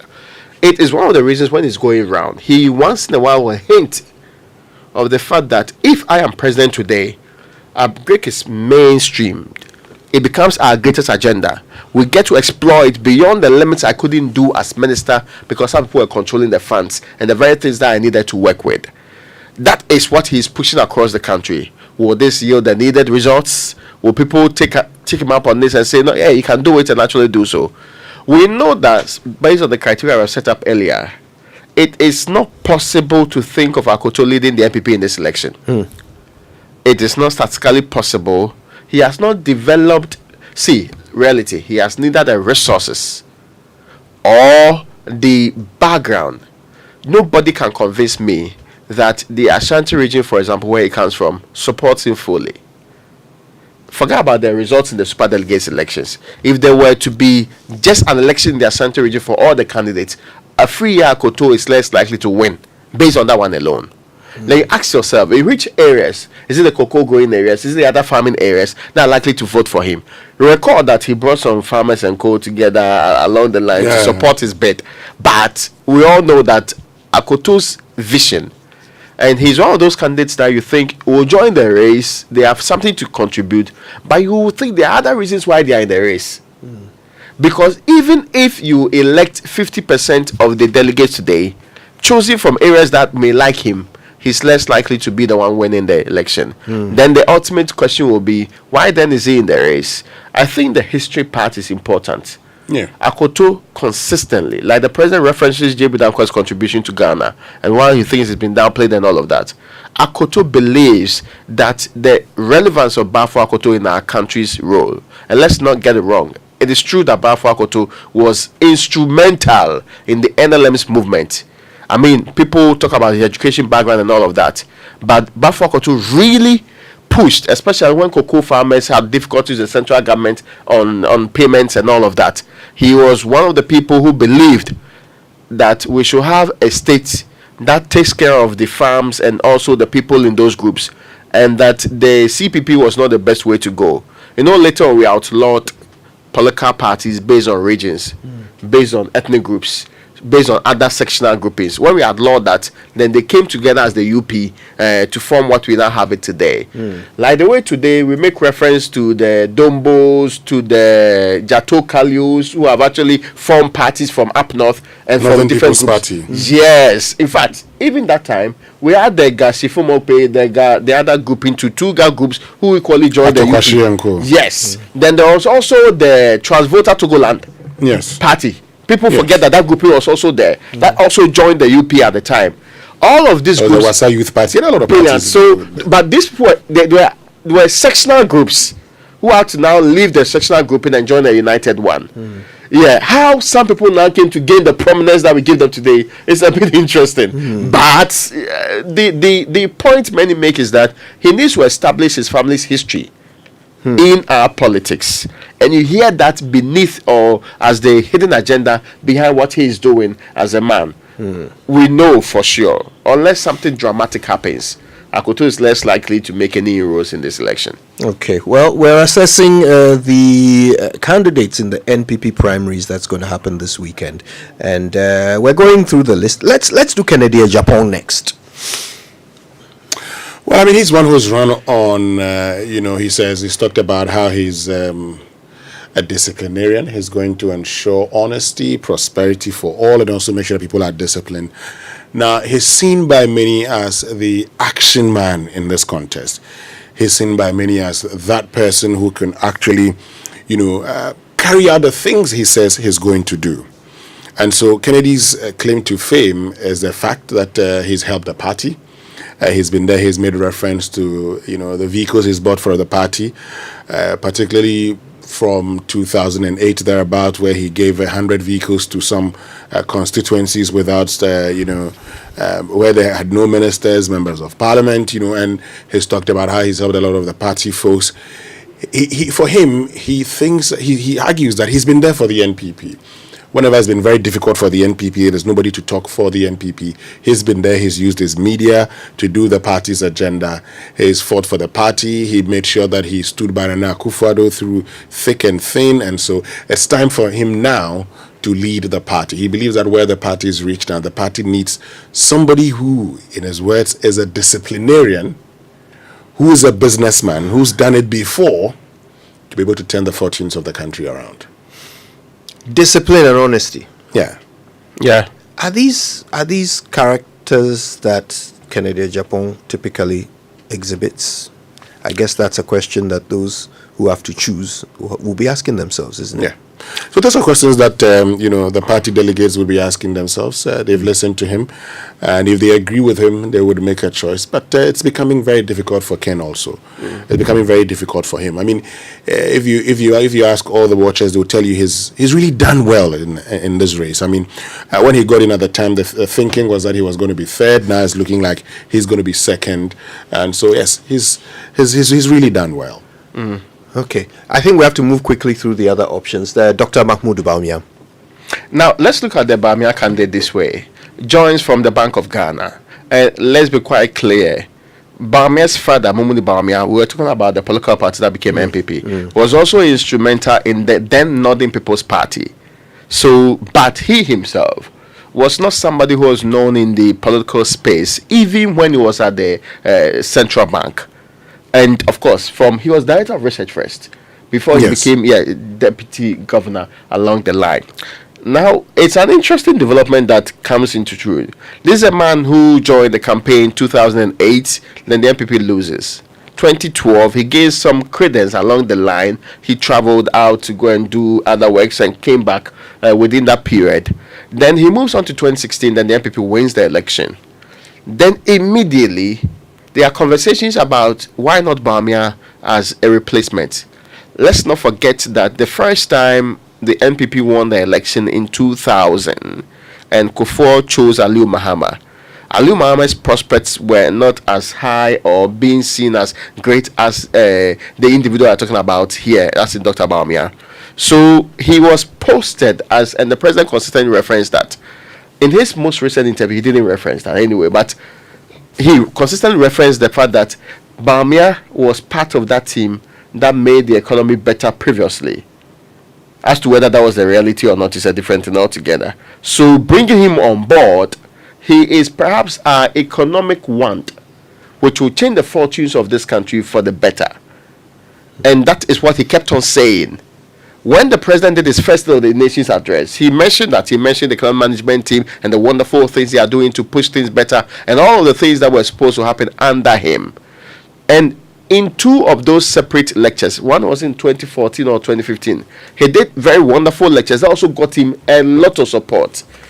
There's the belief that Bawumia came to the table for the first time. Technocratic knowledge and not mere politics led to the choosing of an individual to be a vice president so that he will change the politics of the day. There was also the belief that we do not always have to let politicians lead, and that this gentleman was not part of the mainstream partisan people who is supposed to change the future of this country. Well, then he wrote in. Today, and even the beginning of the sentence, if in 2017, when somebody had told that Bawumia would have gotten the kind of support he gets today, you would have been a bit doubtful of it. But today, Bawumia is basically the establishment candidate, the gentleman to beat in the election. He's moved from the, well, not so known person to the gentleman who is more likely than any other person. In fact, the conversation is about which percentage is likely to win with and what that will be saying about his popularity in the party. Right. Let me just make a point. I think a lot of Bawumia's popularity stems from the 2013 election petition. Now, for a lot of the NPP members, he distinguished himself very well when he was in there answering questions from Chachu Chikata and others, and he was being led in evidence by, Philip Addison. But also, you would have to say that in 2016, by 2012 to 2016, when Bawumia was coming into the fray, it was the first time that now the role of the vice president became part of the election. So the role of the vice president as chairman of the economic management team became the focus of the election. We said you would have to choose somebody who can transform this economy. And you remember, Parkwesi and Mr. Arthur was consistently asked, when are you going to respond to the 170 questions? Because that had become the discussion at the time. The vice president was seen as the person, by virtue of the fact that he leads the economic management team, will be able to transform the economy around. I'm sure that's what time would allow us. We'll continue Friday night. Tomorrow, 8 p.m. to 10 p.m. on the Joy News channel and Joy FM. You don't want to miss that conversation. Raymond joins tomorrow. It will be good. It will be a three heads. Yes. The three heads again. All right, listen, let's take a break. We're back after these.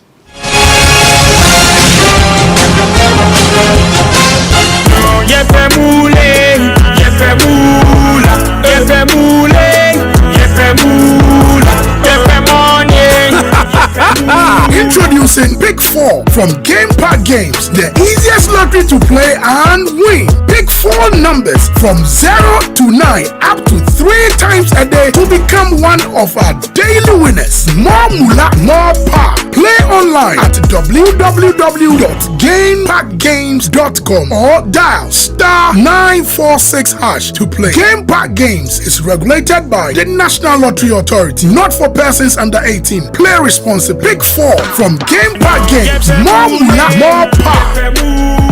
When cats used to harmonize like, yo.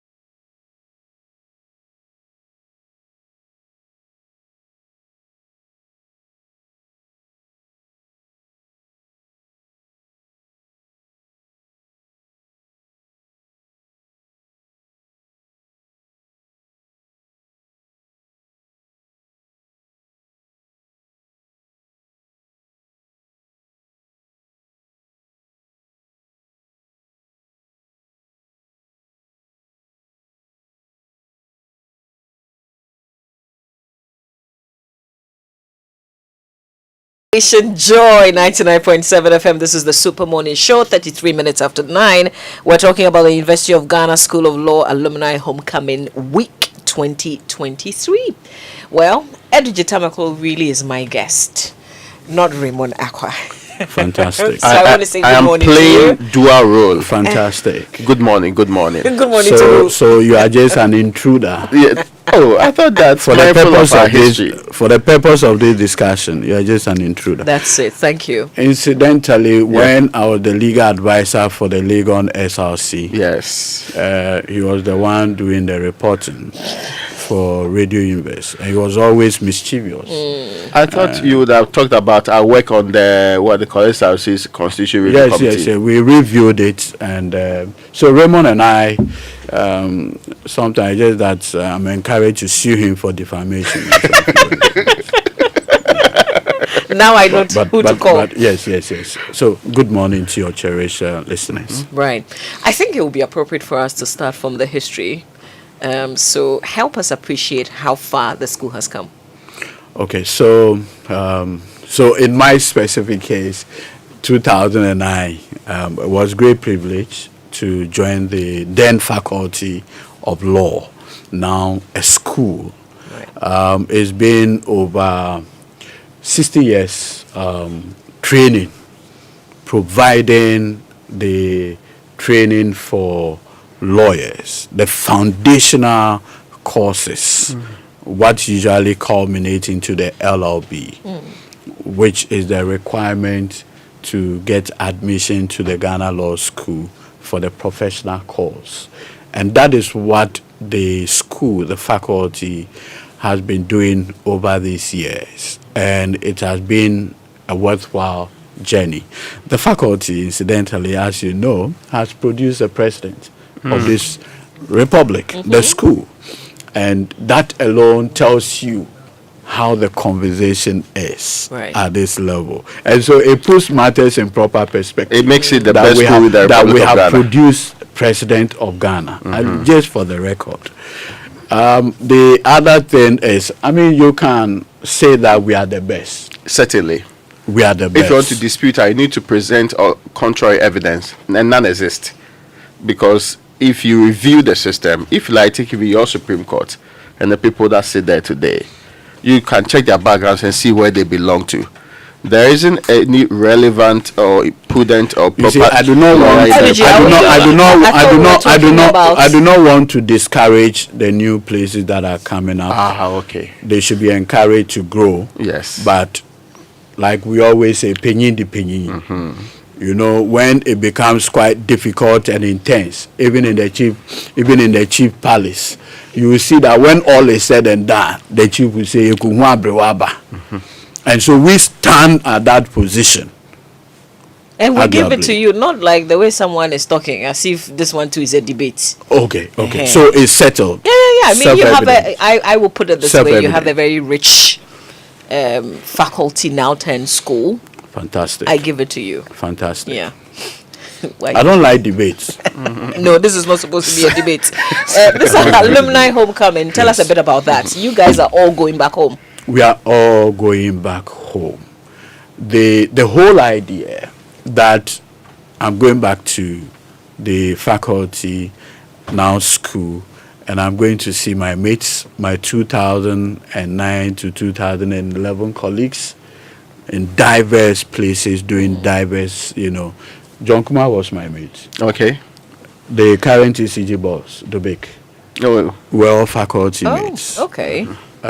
Military commanders, some on retirement, senior public officers, Tony Jajura, who had risen director, budgeting and all of those things, tax law and others. All of these were, like in my specific case, my mates. So the whole idea that we're going to see them all come back to campus, the interface between students and persons who have left the school creates its own synergy. It rekindles old conversations. And usually when you get to such places, we want to go back to former lecturers, among other things, how relationships have been, the progress we've made and all of those things. So this particular one is a very unique one that Dean Professor Atuguba and his able staffs, lecturers, colleagues, the leadership of the university itself had brought about. And the relationship is going to be something that we cherish greatly. Right. You are aware that the school is putting up a complex. Yeah. Mm-hmm. A huge one. Because you do online too, you can see a very beautiful place. And this is going to house all the courses that we have. You know, the school at the point had about 600 students. Yeah. Where it is currently situated. Today, the numbers have risen in excess of 2,000. Oh, wow. Yes, in excess of 2,000. This is the School of Law alone? Yeah, the School of Law alone. The LLB, the master's program. We have and some PhD, I should think. If you put all of them together, we are looking at student population in excess of 2,000. So the current place cannot accommodate them. And so there is the need for a new complex. And through the visionary leadership of Dean Atuguba, the management of the university, vice chancellor, and all the people who matter, the school complex is coming up.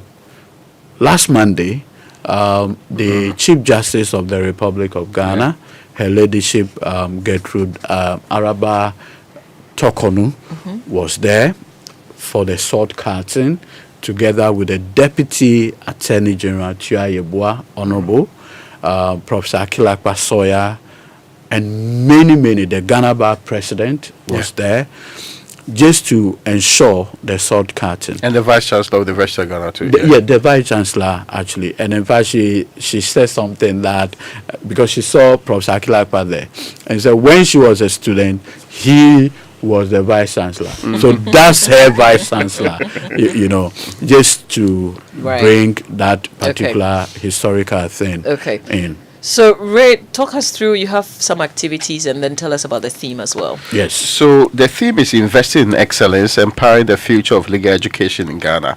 Of course, this theme fits right into the vision for the future, because by dedicating resources and efforts to, improving the quality of legal education, the University of Ghana School of Law is actually positioning itself to do the kind of work that it's supposed to do.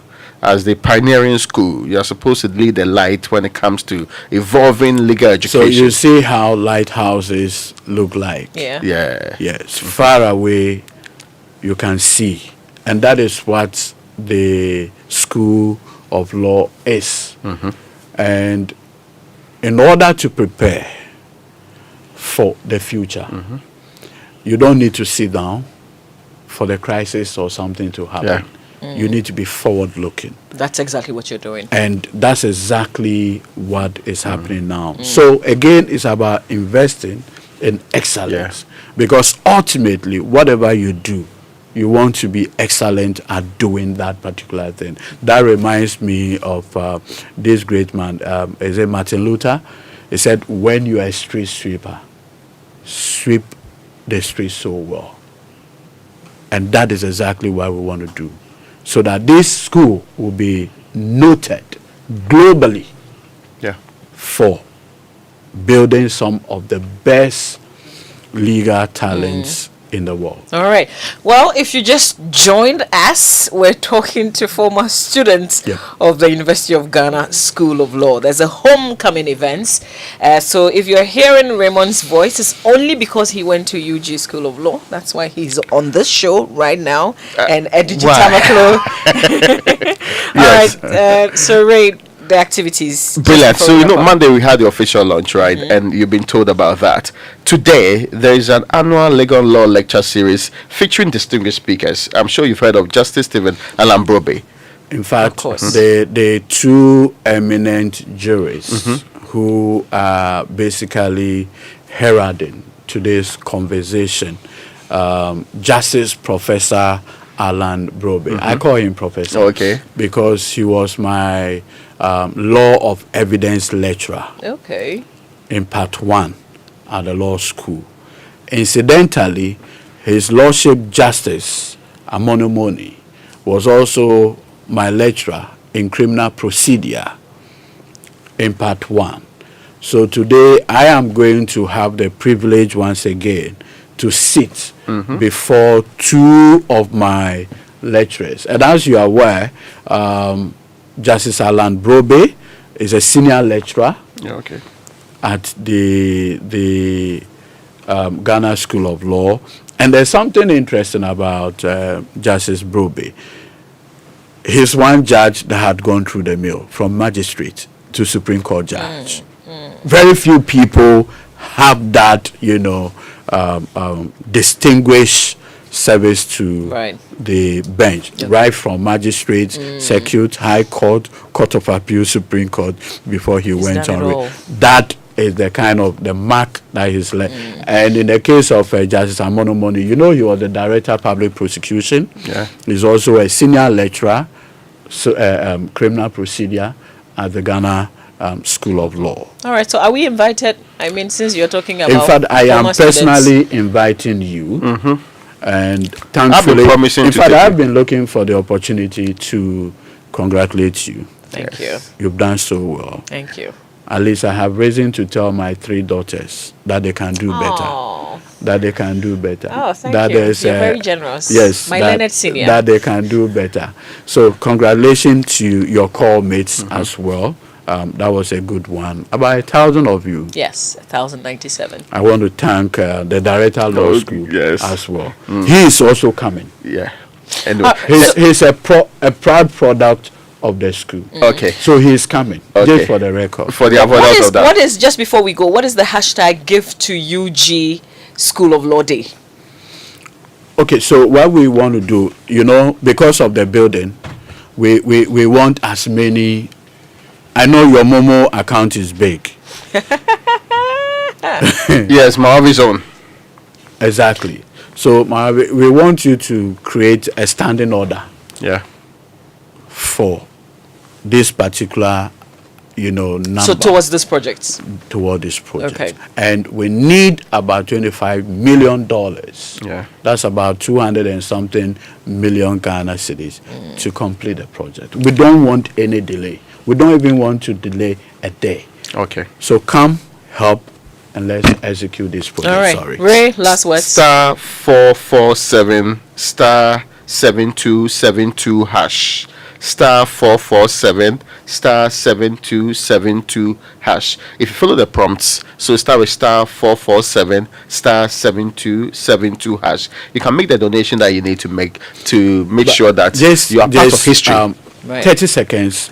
If you look at how the whole project is structured, it allows Raymond, for instance, to buy a whole. So Raymond comes in and said, "Okay, I want to build the library. That would take 500 students at the cost of 1 million, 60,000 Ghana cedis." And then, so he will just pay for that. Okay. So his money goes into it. And when he's done, he can say that, I'm proud of what Eduji has become, a young man that I started with. So I want the place named after him. Okay. All right. All right. So that's the kind of thing. So we've done the costing. Everything is costed easily. So Mama B, with, let me see, even with 171,000, you can take care of the IT center unit. Mama B. With your leadership, yes. Ediji, thank you so much. No, I mean, you are diverting. That is not saying that I will do it. Now you're moving on quickly like that. Super Morning Show. One second though, just to run through the rest of the programs for the day. Sure. Yes, on Friday there will be the Muslim prayers at the University of Ghana Central Mosque, and that's 1 p.m. to 1:30. And Friday evening, you're also invited to that. There's a student mentorship cocktail at the University of Ghana School of Law forecourt. This is from 6 p.m. to 8 p.m. Saturday, November 4th, there's a health walk at 7 a.m. in the morning with aerobics and all of that. And there's a food bazaar, which you should also be participating in. Provide a variety of local foods. There's a Saturday night live with a Patch Bay band, a live band, from 6 p.m. to 10 p.m. to wind down, network, and have a wonderful time. So it's not just the academic part. It's not just the lectures and the call on you to donate. That's important. Participating in the mentorship and the other programs are equally important. All right, Yeah. gentlemen, thank you very much. Stay with the Super Morning Show. I won't go central. I won't go leg. I won't go Methodist.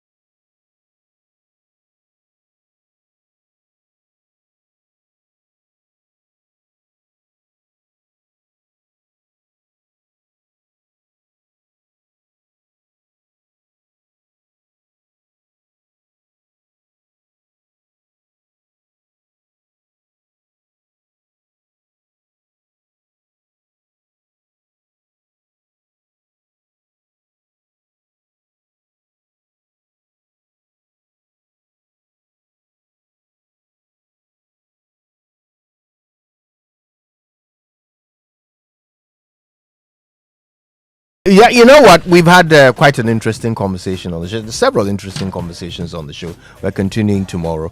But first, Winston, you have something to say about EcoBank, don't you?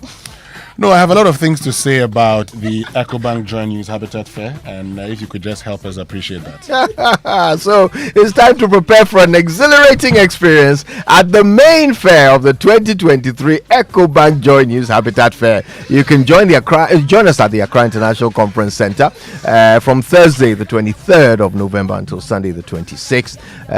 Doors will be open from 8 a.m. till 8 p.m. each day to welcome you. And this year, driving into the theme of home ownership, exploring the nuances between affordability, comfort, and luxury.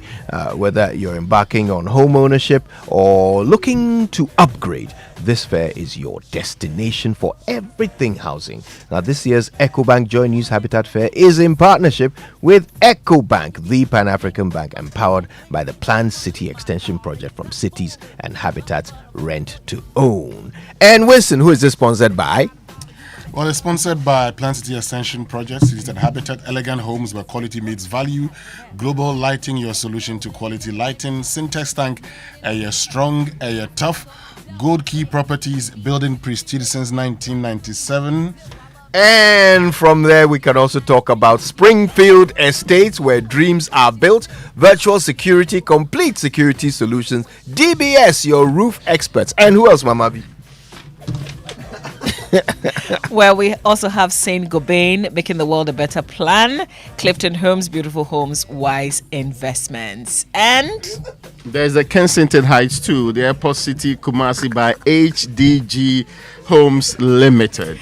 All right, so you know why we're all joining in, because this is the big affair. We've had the clinics, now is the main fair. So keep the dates from Thursday 23rd of November to Sunday 26th of November. But choose your favorite number, 1 to 6. Stake and get ready for the excitement as we unveil the lucky number. Prepare yourself to unleash even more moolah by staking from 1 Ghana cedis to 350 Ghana cedis and win 26 times your stake on the amazing Pick One Game by Game pack. So you can start by dialing *946# on all networks via the website, or download the Game Pack app on gamepackgames.com. Watch the live draws on Adum TV at 9 a.m., 12 noon, and 6 p.m.